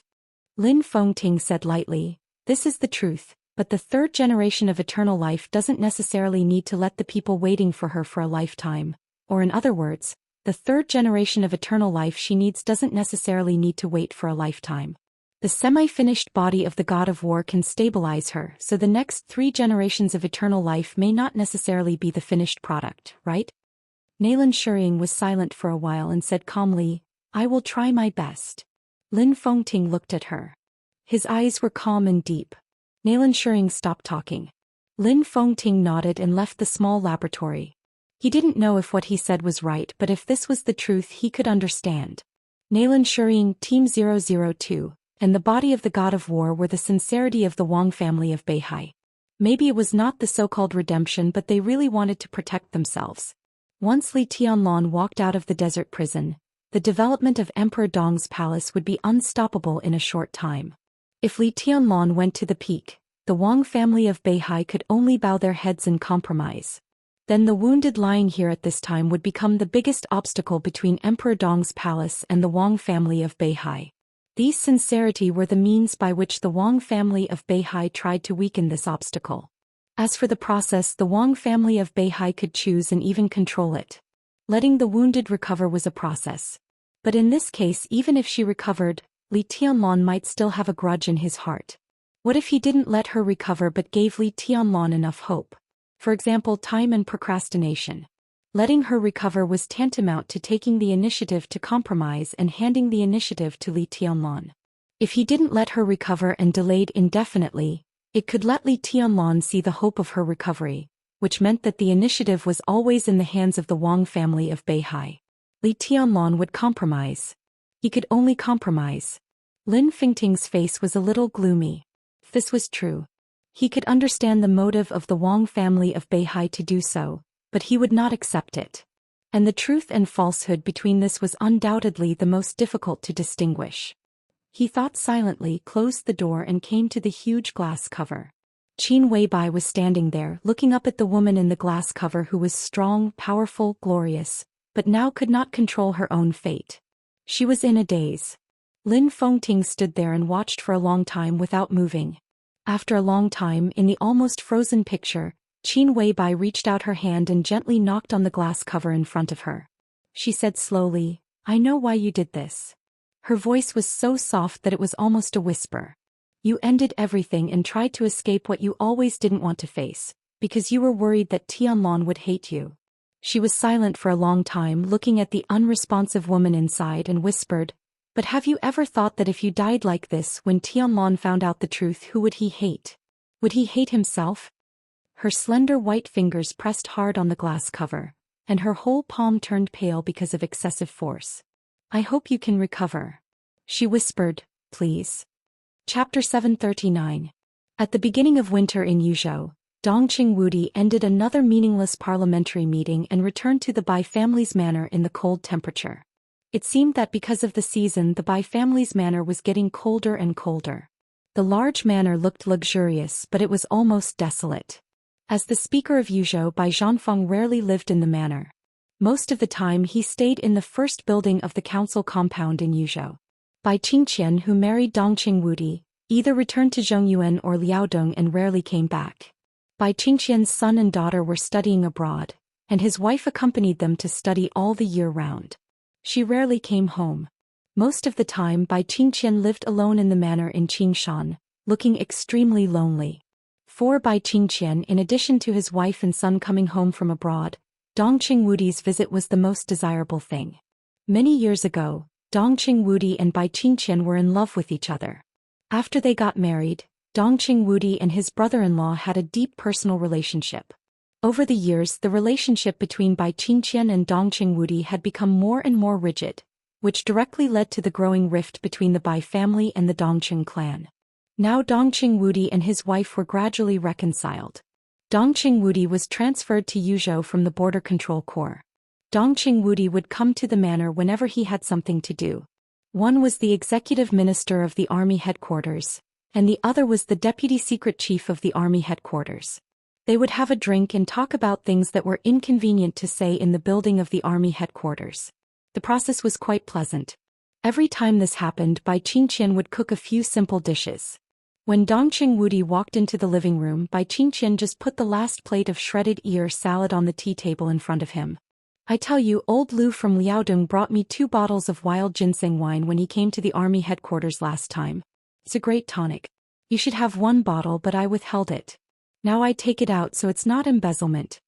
Bai Qingzhao said with a smile and took out 2 bottles of wine from the storage room on the side. In fact, there were 2 large jars, each of which weighed at least dozens of kilograms. Dongqing Wudi walked over, sniffed the fragrance of the wine in the air and took a look at the jars. There were some wild ginseng and some other precious medicinal materials soaked in the jars, giving off a very mellow smell. Dongqing Wudi shook his head and said, "Old Lu needs to change his addiction to alcohol. Otherwise, with his qualifications, how could he be stuck in this position? If we delay any longer, we won't have another chance. Old Lu's full name was Lu Tingbo. He was a lieutenant general of Zhou State, the deputy chief of staff of the Northern Theater of Operations, and also the commander of the Liaodong military. He was slightly younger than Dongqing Wudi and was Dongqing Wudi's absolute confidant. When Dongqing Wudi entered Yuzhou a few years ago, he originally wanted to push him up. A few months ago, when he traded with the Wang family of Beihai for the Border Control Corps, he also had this intention. But he tried twice in a row and failed in the end. There were many reasons, but his addiction to alcohol was also a more important one. I don't think so. Bai Qingzhao picked up an emerald spoon and scooped 20,000 bottles of wine. He shook his head and said, at this time plus old Lu's age, it's a victory for him to keep his current position for another term. Dongqing Wudi took a sip of wine sullenly, frowned and said nothing. The meeting didn't go well? Bai Qingzhao asked. It had been nearly 4 months since Li Tianlan was imprisoned in the desert prison. Autumn had passed and the cold winter enveloped Yuzhou. The atmosphere of the entire Yuzhou had become more and more depressing in 4 months. Bai Qingzhao couldn't remember how many council meetings had been held. The swords and sabers between the giants had almost filled the entire Zhou state. The interior of the desert prison was still calm, but the entire Zhou state had been really turbulent, and the situation was changing almost all the time. Today, Qi Baitsong was invited to attend the meeting. Dongqing Wudi was silent for a while, then said in a low voice. Bai Qingzhao suddenly raised his eyebrows, feeling a little surprised.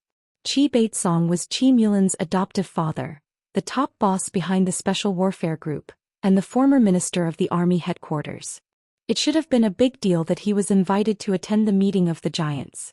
As the deputy secret minister of the army headquarters, it was impossible for Bai Qingzhao not to know the news. But in fact, he really didn't receive any notice.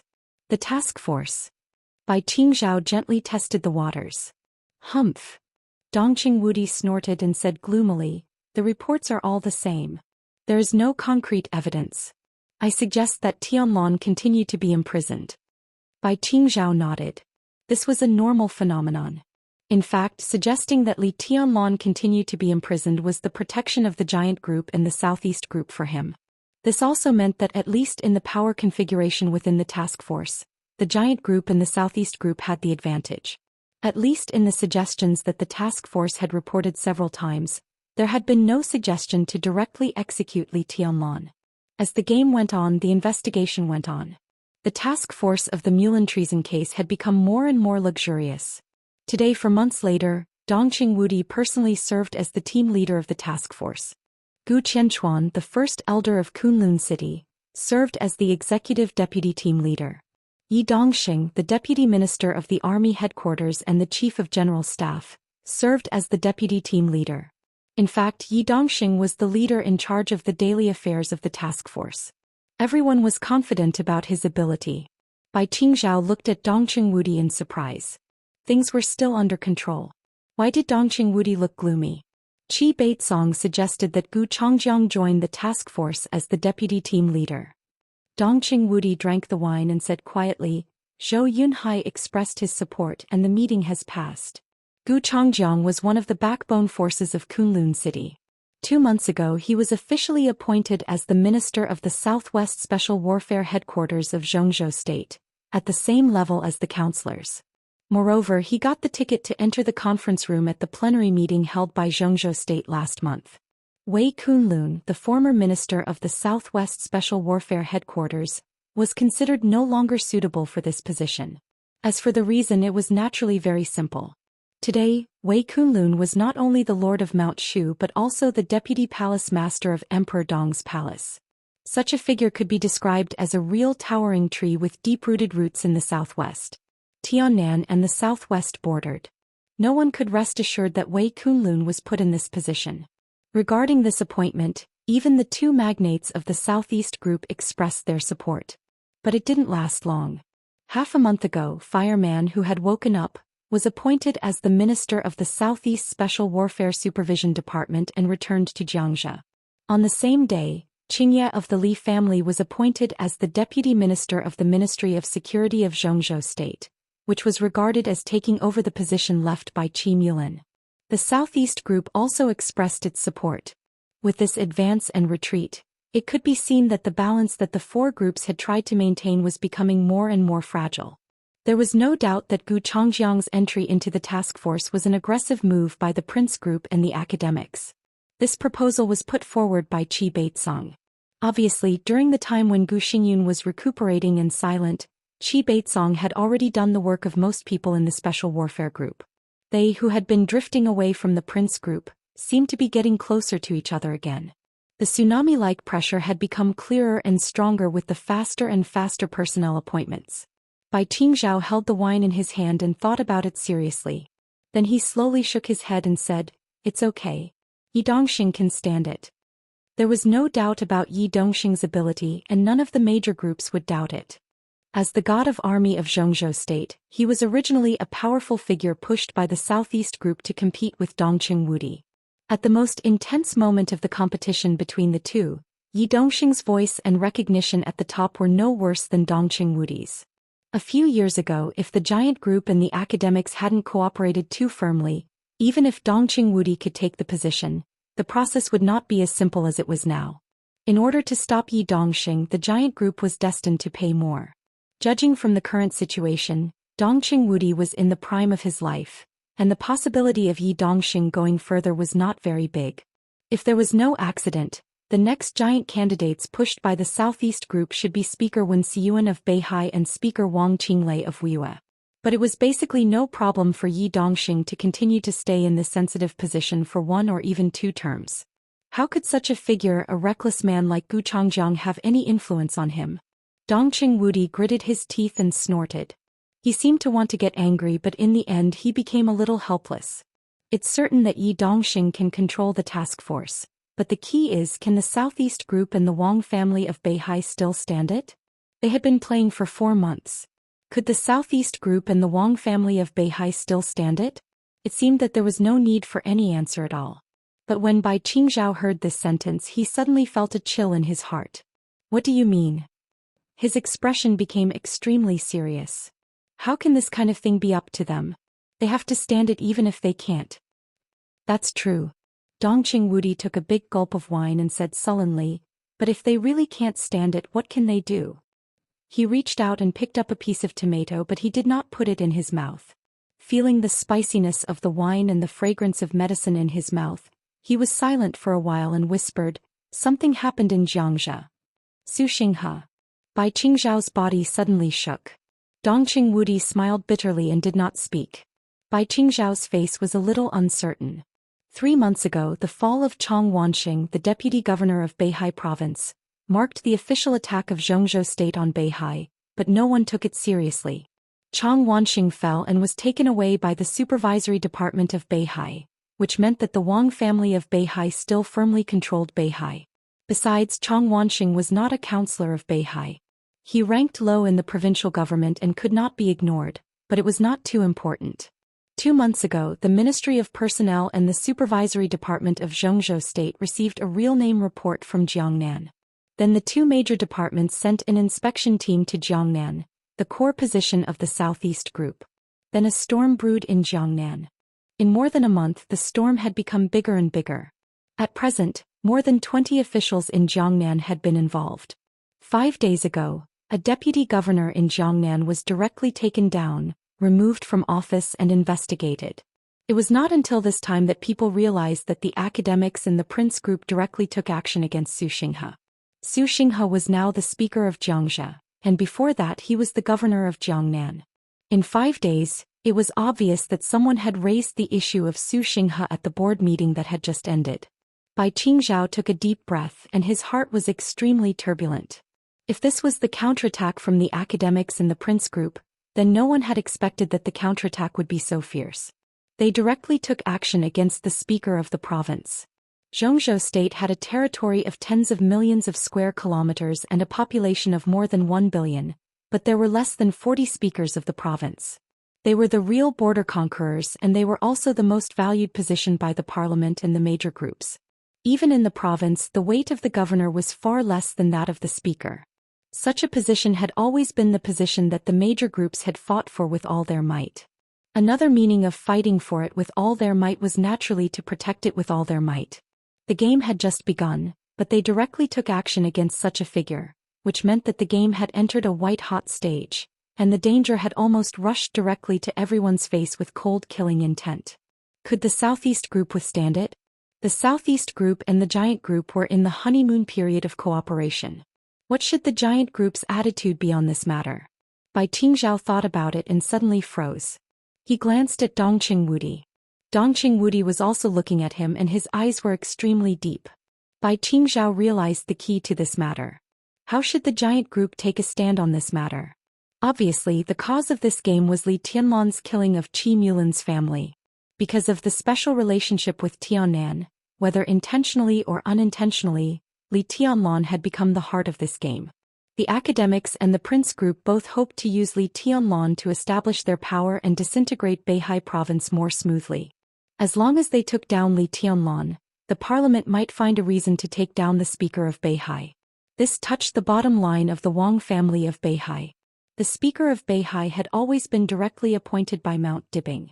That was why the Giant group and the Wang family of Beihai had joined hands. But now the academics and the Giant group had temporarily suppressed the matter of Li Tianlan and did not take a stand. Instead, they bypassed this matter and directly took action against Zhou Xian. What about the Giant group? Support the Southeast group? This matter, at least on the surface, had nothing to do with Li Tianlan. Once Dongqing Wudi came forward to support it, it meant that the two sides would join hands in more fields. This also meant that in the next game against the Wang family of Beihai, the Giant group had already stood on the side of the Wang family of Beihai, so it would face more pressure from the parliament. This was undoubtedly the situation that the entire Giant group did not want to see. They joined hands with the Southeast group just to protect Li Tianlan, that was all. As for the next game and the disintegration of the Wang family of Beihai, Dongqing Wudi was actually on the side of the academics. After all, this matter was a good thing for Zhongzhou state. Dongqing Wudi's greatest support for Beihai was limited to not participating. It was impossible for him to join hands with the Wang family of Beihai. Zhou Xian's matter had nothing to do with Li Tianlan, so it was difficult for Dongqing Wudi to take a stand. But if he did not take a stand, it would form a huge crack in the cooperation between the two sides. The most important thing was that the academics and the prince group still did not take a stand on Li Tianlan's issue. But they took action against Zhou Xian, which gave the Giant group another chance. Not to mention Li Tianlan. Zhou Yuanshan, the real leader of the next generation of the Giant group, was now the governor of Xianxia. If Zhou Xian fell, Zhou Yuanshan was likely to be the biggest beneficiary. And the key to this matter seemed to lie in how the Giant group would choose. It's a dilemma. Bai Qingzhao glanced at Dongqing Wudi and suddenly asked, "What did Senior Zhou say?" Zhou Mulan was now also one of the directors. As the leader of the Giant group and Dongqing Wudi's predecessor, the opinion of Zhou Mulan, who was about to retire, was undoubtedly crucial. He didn't say anything. Dongqing Wudi shook his head and frowned more tightly. Bai Qingzhao narrowed his eyes. He said nothing. Chapter 740. Dongqing Wudi could understand why Zhou Mulan said nothing. However, just because he could understand it didn't mean that he wouldn't feel troubled. In fact, no matter what group it was impossible for the internal structure to be monolithic. Where there were people, there would be politics. There would be different ideas and different demands. For a country, a president who could unify the different voices in the country was an outstanding president. For a group, a leader who could unify the different voices in the group was an outstanding leader. There were different groups in the country. There were different groups within the group.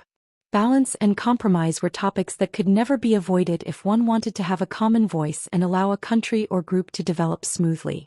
Zhou Mulan was one of the veteran leaders of the Giant group, but he was also Zhou Yuanshan's father. In such a sensitive situation, if Zhou Xian failed, Zhou Yuanshan was likely to reach the top in Xianxia. He was trained as the next leader of the Giant group. If Zhou Yuanshan, who was only 36 years old this year, could reach the top in Xianxia in the following time, his huge age advantage could make him manage his team better and strive for the number one position in 20 years. Zhou Mulan's term was less than 3 years away. At this time, if he could push Zhou Mulan up, he would definitely not hesitate. He had given Dongqing Wudi a lot of face by refraining from making a clear statement at the meeting. "Where's Dad?" Bai Qingzhao suddenly asked.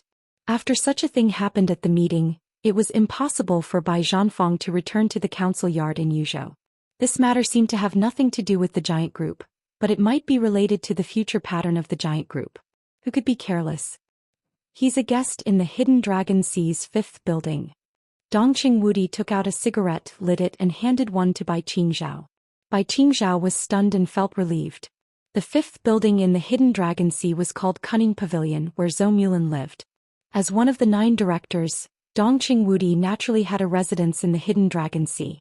The 3rd building, Glowing Pavilion, was prepared for Dongqing Wudi. However, Dongqing Wudi spent most of his time in the army headquarters building and rarely went there. Bai Qingzhao pondered. As soon as the meeting ended, Bai Zhanfang went to Zhou Mulin's place. It was extremely important for them to reach an agreement. "Your attitude is also very important." Bai Qingzhao thought for a moment. "What do you think about Su Xinghe?" "It's not easy for me to talk about this." Dongqing Wudi shook his head helplessly. "It's hard to guess the president's attitude. If you don't speak, then the Southeast Group. There will be problems. But if it's just once, it's not a big problem.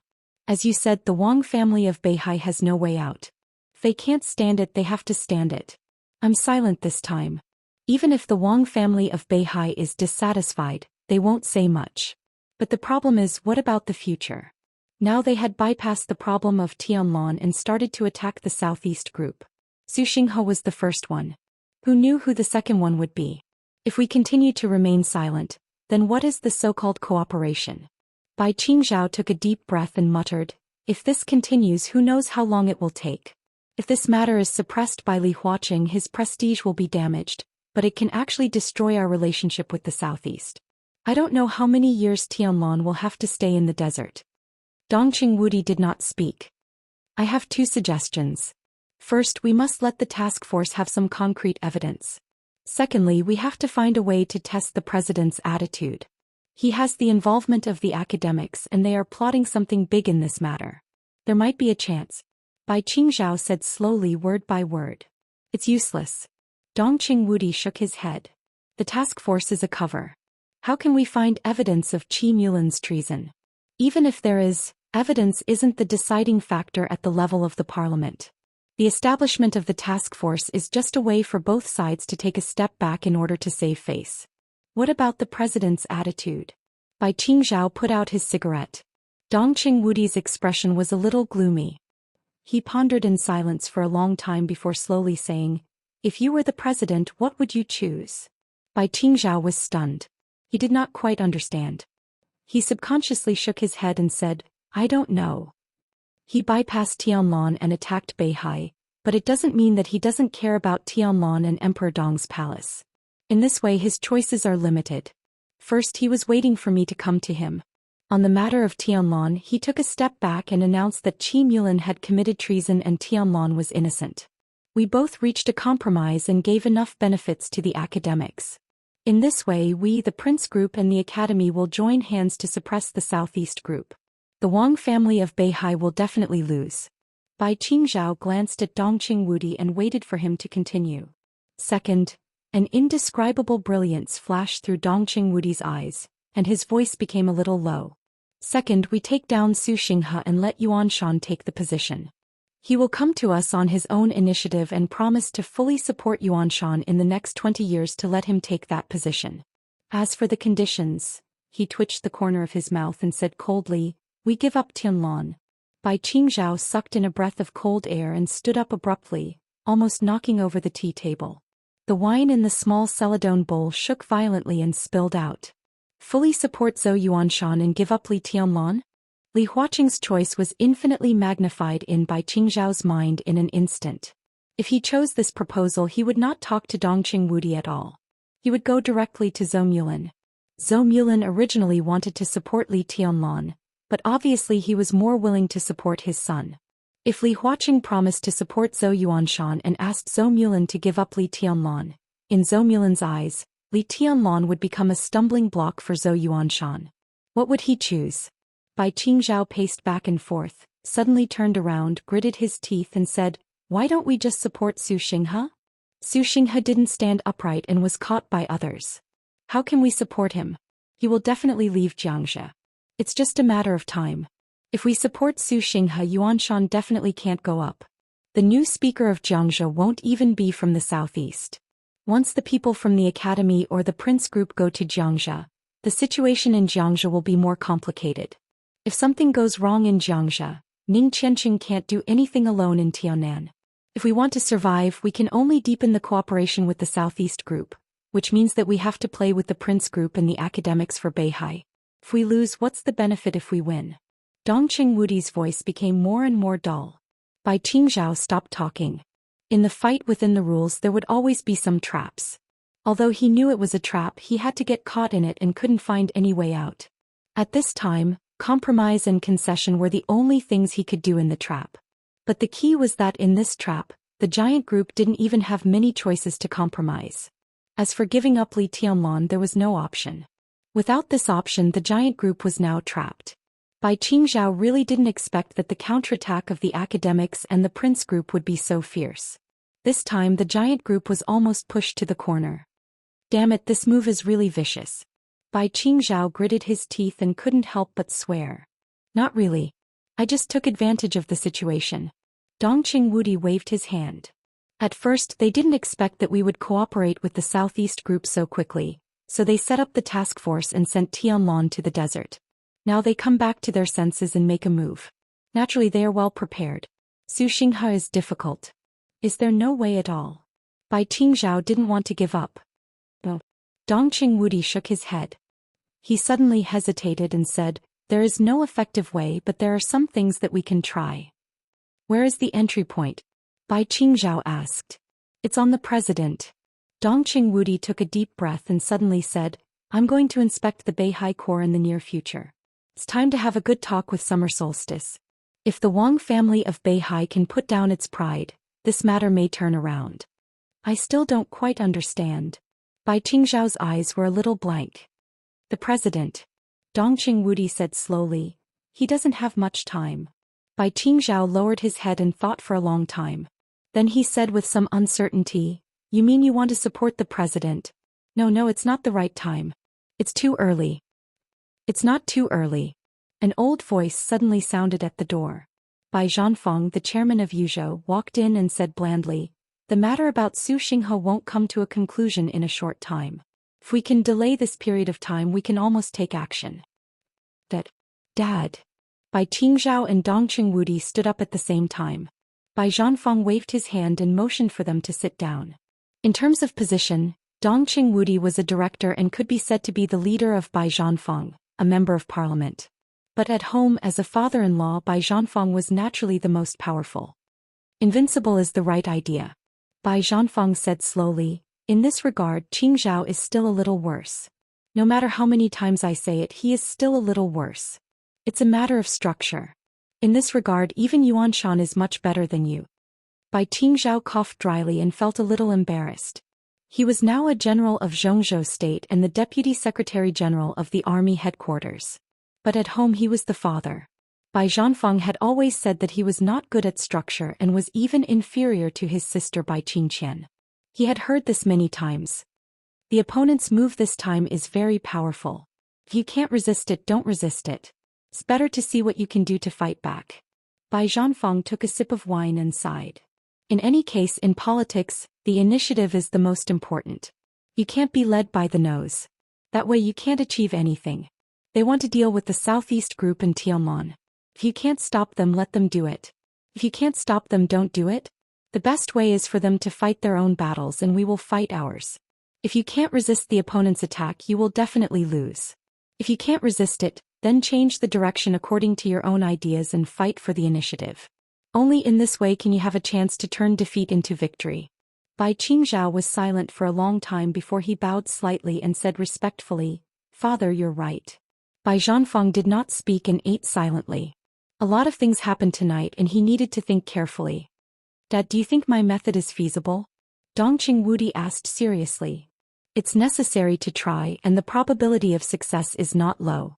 No matter who it is, no matter what position it is, there are some things that can't be let go. Since it's a weakness, it can be used. Bai Zhanfeng said lightly. It's just that in this way the Wang family of Beihai will lose face, and even many plans will be greatly affected. Their future direction will be adjusted because of this. Bai Qingzhao felt a little emotional. Throughout the history of Zhongzhou state in hundreds of years, it was not enough for the Wang family of Beihai to bow down and bow down. How many times had they taken the initiative to slap themselves in the face? This was even the first time. This is inevitable. In this case, how can they not make some concessions? As for the future direction, they are qualified to adjust the direction after they lose face.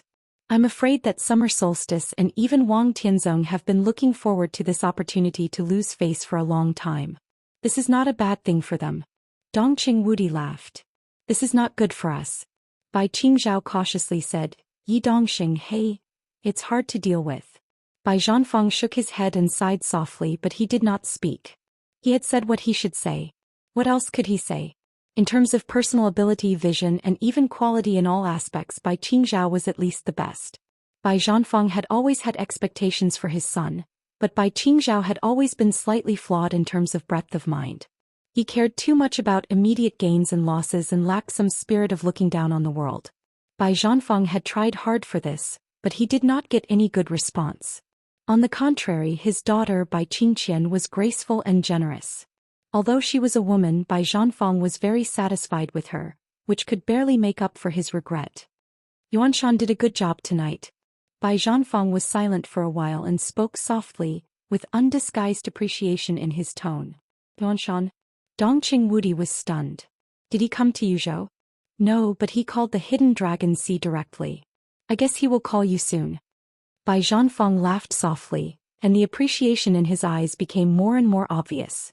Soon after the meeting, Zhou Yuanshan called Zhou Mulin directly and explained some of his views in detail on the phone. Between father and son there were many thorough words. He was Zhou Mulin's son, and he did his father's ideological work for his own future.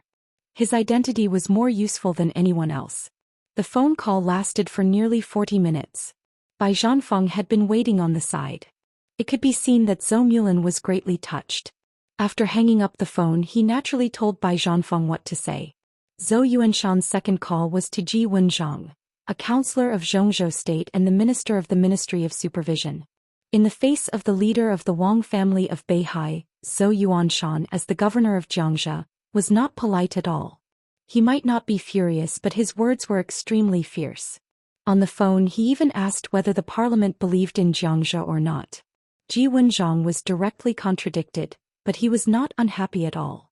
Zhou Yuanshan's attitude was undoubtedly what he needed most. The problem in Jiangnan was getting bigger and bigger. There were already voices in the Ministry of Supervision that an inspection team would be sent to Xianxia. Zhou Yuanshan's call could be said to have helped him a lot and relieved his pressure to a considerable extent. Zhou Yuanshan's third call was directly to President Li Huaqing. He said openly and secretly that Xianxia needed stability. He was the successor of the giant group. At this time his attitude of protecting Su Xinghe was extremely clear and firm.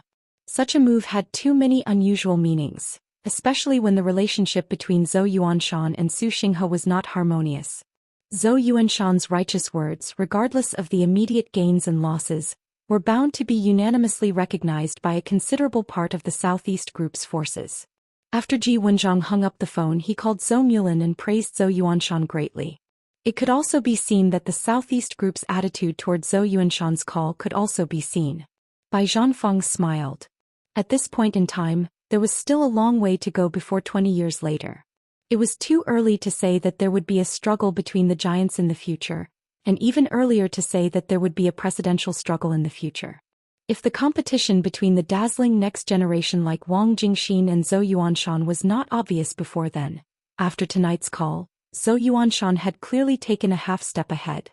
Dongqing Wudi poured a small bowl of wine for Bai Zhanfeng. Bai Zhanfeng picked it up and put it to his mouth but did not drink it. He was silent for a long time before he said again, Yuanshan is good. It's too early to talk about this, Dongqing Wudi said with a smile. Bai Zhanfeng glanced at him and nodded. He understood what Dongqing Wudi meant. If Summer Solstice was really willing to lose face and Li Huaqing's attitude was lax, The Wang family of Beihai was bound to adjust its direction after it survived the current crisis.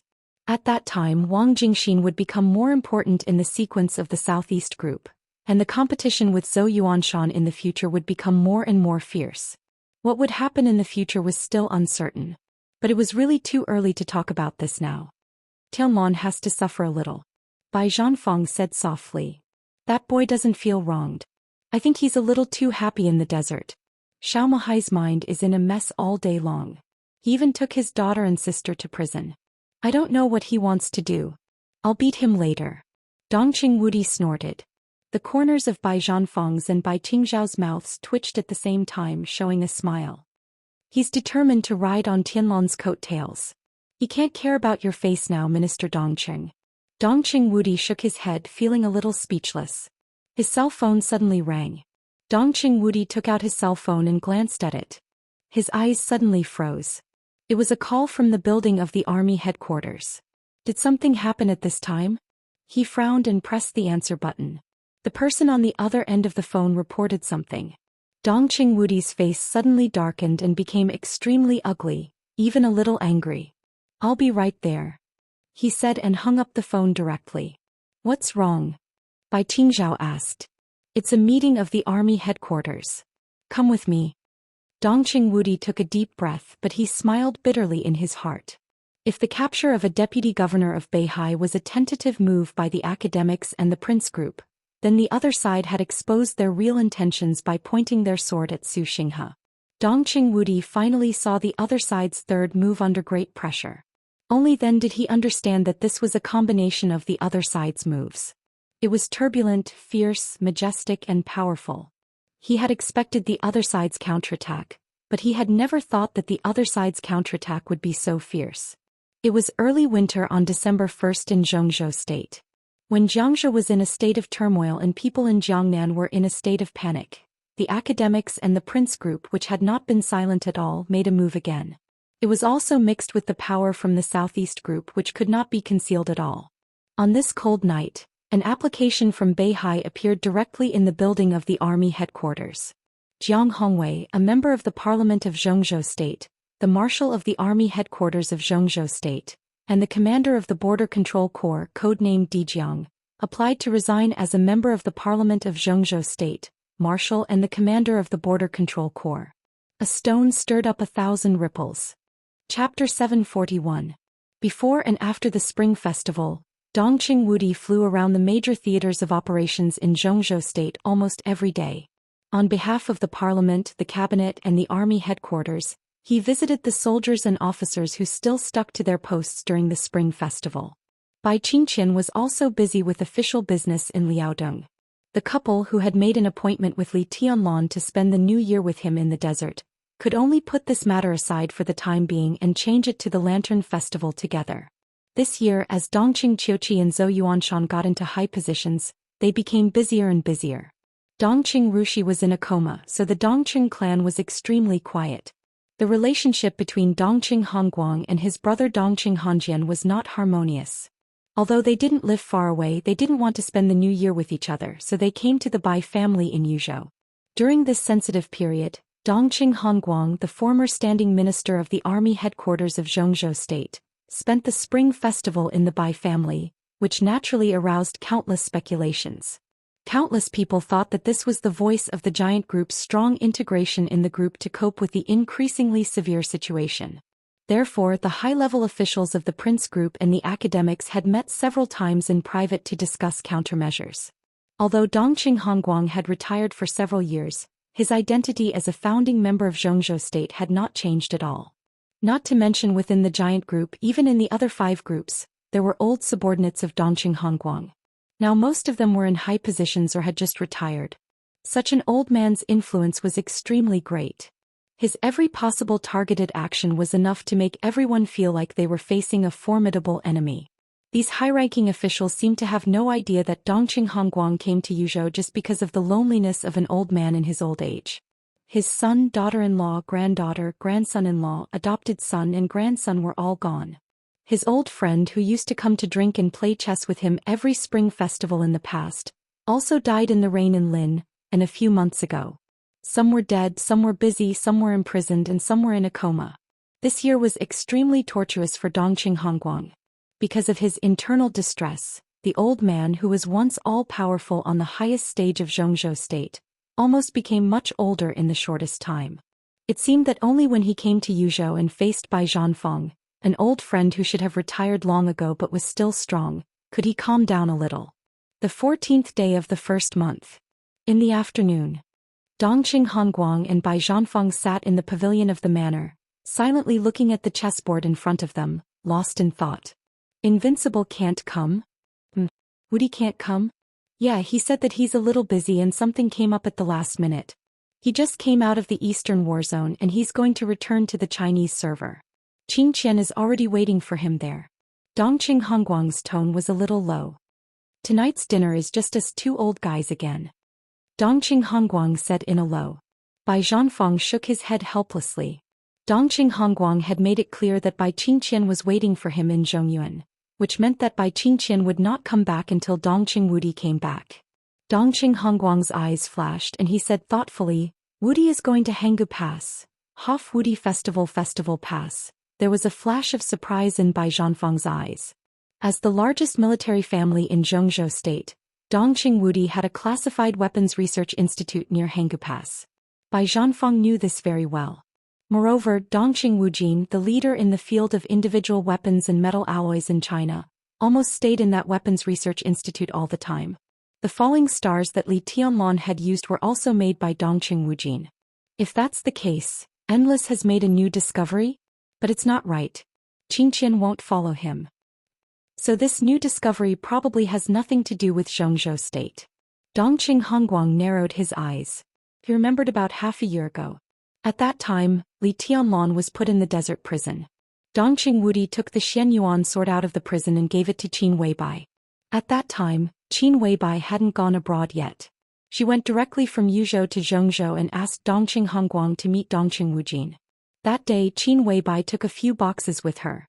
Dongqing Hongguang didn't know what she said to Dongqing Wujin, but when she left, the boxes in her hands were gone. After that, Dongqing Wujin went directly to the Military Research Institute near Hanggu Pass and there was no news from him until now. He thought silently, picked up a chess piece and said slowly, "It should be a good thing." Bai Zhanfeng thought for a moment, nodded seriously and put down the chess piece in his hand. "I won." Dongqing Hongguang looked down at it. The black and white intertwined on the dense chessboard had long become an extremely complex pattern. As Bai Zhanfeng put down the chess piece, the 5 white characters on the chessboard had been slanted into a line. "Good move." Dongqing Hongguang thought for a long time, then nodded and said, "Let's start again." When the plane landed in the Secret Research Institute near Hanggu Pass, night had fallen. A black car with a local license plate was parked next to the helicopter. Bai Qianqian stood in front of the car, smiling at Dongqing Wudi who walked out of the cabin. Her eyes were gentle and quiet. It took a long time for the Eastern Theater of Operations. "I'm late." Dongqing Wudi held his wife's hand. In the cold weather her palm was a little cold. "It's okay. I just arrived." Bai Qianqian said softly, "Why did Big Brother call us here?" "He just said that there was something very important about Tianlan. It should be about the Xianyuan sword." Dongqing Wudi didn't delay anything. He took Bai Qianqian to the gate of the base. "A few months ago I gave the Xianyuan sword to Qin Weibai and Qin Weibai gave it to Big Brother. Today Big Brother called us here. Did you make any progress? Why did you give the Xianyuan sword to Big Brother?" Bai Qianqian was a little curious. "I don't know." Dongqing Wudi shook his head. Since then Big Brother has been staying here, cutting off contact with the outside world. It was not until a few hours ago that he contacted me for the first time. Under the night sky, a thin figure was standing in front of the door of a small villa that looked a little shabby. Seeing Dongqing Wudi and his wife coming over, he took a step forward, nodded and said somewhat dully, "Wudi Qianqian, here you are." "Big Brother." Dongqing Wudi nodded, his eyes a little strange. "How did you end up like this?" Dongqing Wujin smiled. In fact, although the relationship between Dongqing Hongguang and Dongqing Hongjian was tense, there was not much interest dispute. Dongqing Hongjian looked down on Dongqing Hongguang, but Dongqing Hongjian was very good to Dongqing Wudi. Therefore, the relationship between the two old men's descendants was very strong, and there was nothing strange about it. Hey.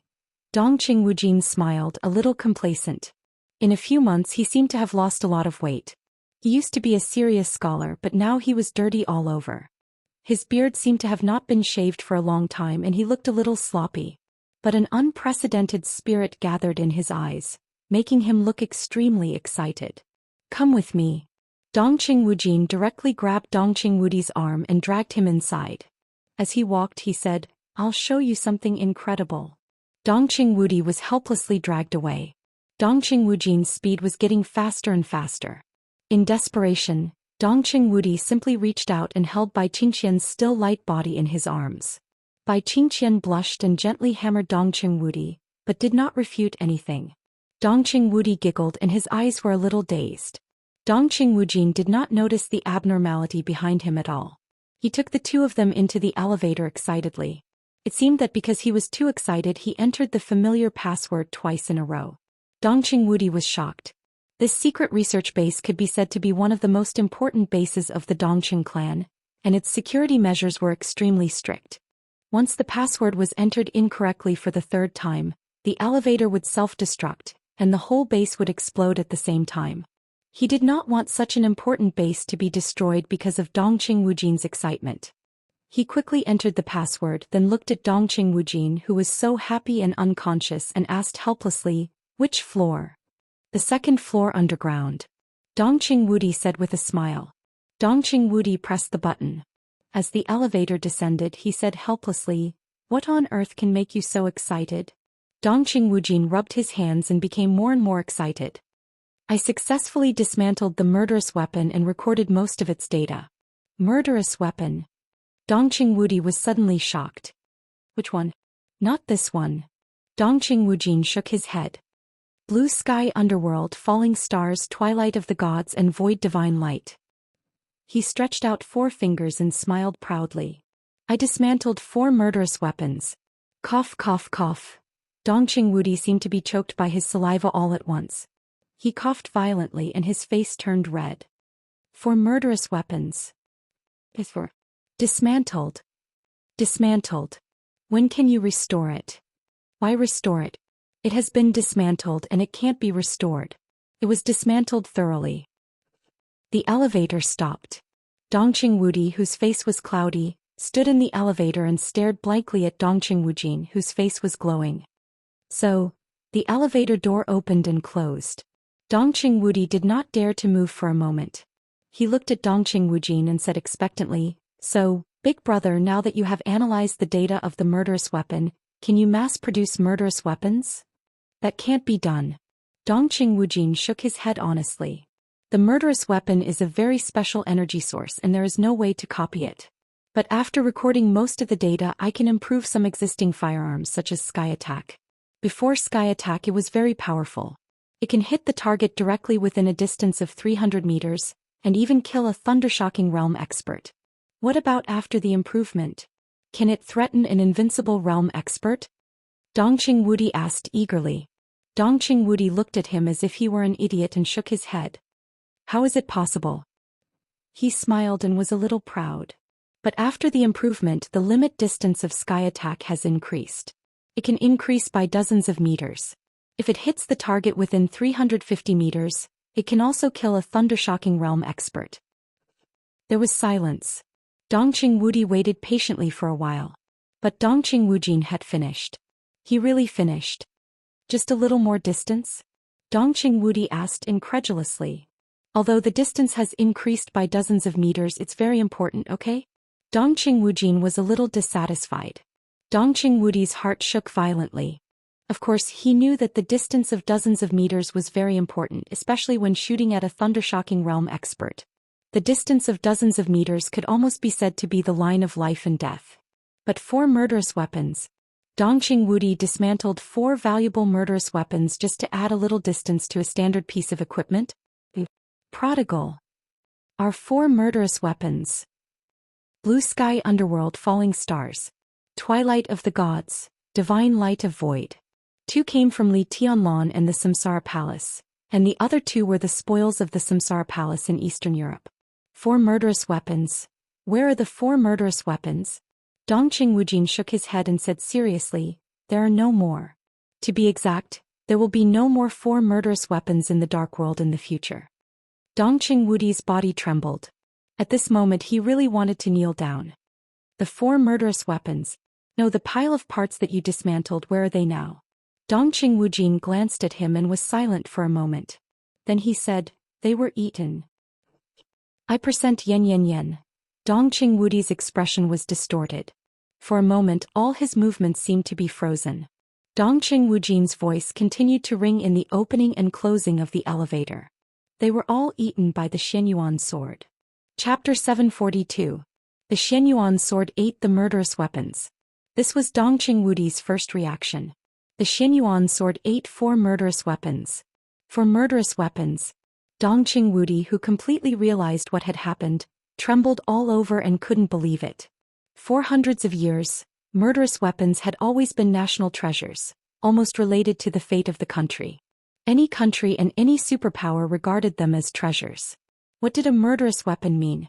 In the state of energy storage, each murderous weapon had a powerful destructive power that could directly threaten the life and death of an invincible realm expert. In other words, a murderous weapon almost meant an invincible realm expert who was in a special state and could only attack once in a period of time. And it was not an ordinary invincible realm expert. How about Gu Xingyun? Known as the god of war of Zhou state, his real strength was the top in the entire dark world. He ranked 5th on the divine list and was infinitely close to the peak of the invincible realm. In the face of the close-range firing of Sunset, one of the 12 murderous weapons that ranked in the lower middle and lower reaches, he almost died. Such great power could be said to be the most important trump card anywhere. After the chaos in Eastern Europe with the death of a large number of invincible realm experts, the 2 murderous weapons that originally belonged to the Men in Black and the Heroes Club fell directly into Li Tianlan's hands. With the disappearance of the Samsara Palace, Blue Sky Underworld also fell into Li Tianlan's hands. Plus falling stars. For these 4 murderous weapons, Zhou state even held high-level council meetings more than once. It was no exaggeration to say that once these 4 murderous weapons finished the energy storage process, Zhou state would be more powerful in the entire dark world. Because of this, Star State and the Heroes Club would negotiate with Zhou state through different channels, trying to get back the Void Divine Light and the Twilight of the Gods. Of course they would not give them to him, but Zhou state was still discussing how to use them. After Li Tianlan swept the entire Beihai province, the parliament seemed to suddenly realize that these were Li Tianlan's trophies, so the topic was temporarily suppressed. But after all, Li Tianlan was still a man of Zhou state. The 4 murderous weapons were in his hands, which meant that they were in the hands of Zhou state. But now, 4 murderous weapons. Were they eaten? Dongqing Wudi's heart collapsed, and the expression on his face suddenly became extremely complicated. He seemed to want to cry but also wanted to laugh. All kinds of emotions such as heartache and confusion emerged all at once. It was as if he had countless personalities in an instant. Dongqing Wujin walked out of the elevator and looked back at Dongqing Wudi. His eyes were full of fanaticism. It was Boss Qin and Tianlan's idea, and I completed their commission. The Xianyuan sword ate the 4 murderous weapons. I fulfilled it and it fulfilled me. I can be sure that the Xianyuan sword will become the #1 famous sword throughout the ages. If it is not a cold weapon, it can also be said to be the strongest single weapon for at least several hundred years in the future. Whether in terms of lethality or range, it is almost unsurpassable. A sword that was truly at the pinnacle. Bai Qingqian held Dongqing Wudi's hand hard and whispered, "Are you all right? I think it's very good. In this way Tianlan is more important and the Xianyuan sword is more important." Dongqing Wudi took a deep breath. No matter how much his heart ached for the 4 murderous weapons, the fact was that he had to accept them. However, he could well imagine what kind of uproar this news would cause once it was reported to the parliament. This matter would undoubtedly bring many unpredictable factors to the game that had already begun, which might be good or bad. The specific outcome would depend on the skill and strength of the 2 parties in the game. He strode out of the elevator and followed Dongqing Wujin to an alloy door. Dongqing Wujin entered the password and the door slowly opened. Bright light spilled in, and a research room full of futuristic style and science fiction appeared in front of the 3 of them. Under the bright light, countless screens were on. Some were playing pictures and some were full of data. One test bench after another, whose specific functions Dongqing Wudi did not know, was neatly arranged. Dongqing Wudi glanced at it. He vaguely remembered that this floor could be said to be the forging platform of the research institute. Some new alloys, as well as the barrels of some firearms and the engines of some advanced equipment, were developed here. Today's machines had obviously been updated in a short period of time, and their functions had become more powerful. The couple followed Dongqing Wujin all the way forward and finally saw the Xianyuan sword in the center of the research room, which had eaten the 4 murderous weapons. Dongqing Wudi stared at the sword in front of him, dumbfounded. This was a completely unforgettable scene for him. The blade of the Xianyuan sword was inserted into the ground, and the hilt almost broke the ceiling of the entire research room. Today, the blade of the Xianyuan sword was almost 20 meters long and 5 or 6 meters wide, which looked like a hill. On the enlarged 2 sides of the blade, the carvings of the sun, the moon, the stars, and the mountains, rivers, lakes, and seas were completely alive at this time, looking extremely profound. With this scale, it was not a sword at all. This size could even catch up with some small fighter jets. The Xianyuan sword stood there silently, but at this time it did not feel cold but a kind of quietness. This feeling was extremely weird. When Dongqing Wudi looked at the sword, he could clearly feel that the sword was also silently observing him. Dongqing Wudi frowned, walked to the front of the Xianyuan sword and reached out to touch the huge blade. In front of the Xianyuan sword, his figure was like an ant. The moment the 2 sides touched, Dongqing Wudi clearly perceived a hidden majestic sword energy. This kind of power was endless, like the vast sky, like a vast ocean. Dongqing Wudi took a deep breath. He was also a master of swordsmanship in the half-step invincible realm, but when he felt the sword intent, he did not even have the slightest desire to resist. "Good sword," he said softly with a little force in his palm. The mountain-like blade of the Xianyuan sword trembled slightly, and silently moved a few centimeters to the side, out of Dongqing Wudi's palm. Dongqing Wudi was a little stunned. "It's a little unhappy." Dongqing Wujin laughed and said, "Obviously it doesn't want anyone else to touch its body except Tianlan."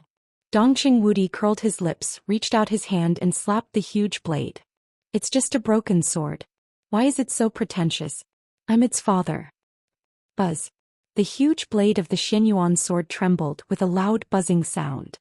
At this moment, almost everyone could clearly feel its annoyance and dissatisfaction. Dongqing Wudi hit it with another punch. So the air was instantly quiet. The Xianyuan sword moved back silently. "Tut-tut." Dongqing Wudi was a little surprised. "It's really a spirit. To be exact, it's a different kind of life from us." Dongqing Wujin said calmly, "Do you remember the origin of the murderous weapon?" Dongqing Wudi's eyes flickered. The origin of the murderous weapon. In the beginning, the murderous weapon was called the life metal. It was a trophy obtained by the Wang family of Beihai and the first god of war of Zhou state after they defeated a formidable enemy. About this, it had always been the top secret of Zhou state. The only thing that was certain was that the huge piece of metal could indeed be called a kind of life, because it could clearly express some simple emotions and tendencies. Zhou state had studied it for hundreds of years and even divided it into countless pieces, regardless of its opposition, to study its components and made great progress in some fields. But later, because of an accident or necessity, a large number of life metal left the laboratory and even left Zhou state. That was how the 13 murderous weapons of the Dark World came into being. More than 20 years ago, the endless sky collapsed, and only 12 of the 13 murderous weapons were left. If all the metals were gathered together and returned to their origin, then it could indeed be regarded as a life but not a human being. "Life," Dongqing Wudi muttered to himself and shook his head. "To be precise, they have a kind of energy source inside them. This strange metal is just a carrier of this energy. They can absorb this energy, and when they absorb it to a certain extent, they can emit a kind of shockingly destructive ray. It has super penetrating power and super strong coverage. Zhou state has not figured out what the energy they absorb is and what kind of attribute it has. At present, making them into murderous weapons is the only way, and it is also the simplest, most primitive and most basic way to use them." Dongqing Wujin said slowly, "If we can analyze this energy and make full use of it, we may be able to change countless fields in the world. Big brother, do you have a way to further use this energy?" Dongqing Wudi's eyes lit up. "Not really. I can only say that it's an improvement." Dongqing Wujin shook his head. The source of the life metal is unknown. The most credible theory is that it should be a meteorite from outer space. Research materials are limited, so it's unlikely for us to make full use of them. However, when analyzing the Xianyuan sword, we found that part of the material of the Xianyuan sword is very similar to that of a murderous weapon. It can even be said that the Xianyuan sword is a murderous weapon, but the energy it contains is far more than that of other murderous weapons. Once the two kinds of energy meet, it is almost instinctive to devour each other. So the Xianyuan sword has devoured all the energy of the 4 murderous weapons in the past few months. I went to Mormon's in person and found a way to improve it from the traces of destruction at the scene. What way? Dongqing Wudi asked. Dongqing Wujin hesitated and shook his head. At present, our research on the life metal is still a little limited. I'm not sure about some things. But judging from some traces of destruction at Mormon's, if the sword light at that time is regarded as a blow from a murderous weapon, then the power of that sword can be said to be several times that of an ordinary murderous weapon. It is said that the Xianyuan sword is the core of a sword formation. There are 13 floors and 13 swords. At present, I can't analyze the composition of the other 12 swords, but it is certain that if the 13 floors are regarded as a murderous weapon and that sword is regarded as a blow from a murderous weapon, then it will take at least more than 20 years to accumulate energy. I can't study all their secrets for the time being, so I can only make up for its shortcomings in another way. Dongqing Wudi looked at Dongqing Wujin with a serious look in his eyes. Dongqing Wujin nodded. So I let the Xianyuan sword devour 4 murderous weapons. Its power should not have increased, but the speed of energy accumulation has doubled. In such a short time, you have achieved such results. Dongqing Wudi shook his head. In fact, I didn't do anything. The devouring is the behavior of the Xianyuan sword. The idea was given to me by Boss Qin. Dongqing Wujin said calmly, according to what Boss Qin said, I think so far, I have completed the task to the greatest extent. This sword may be the key to Tianlan's breakthrough into the invincible realm.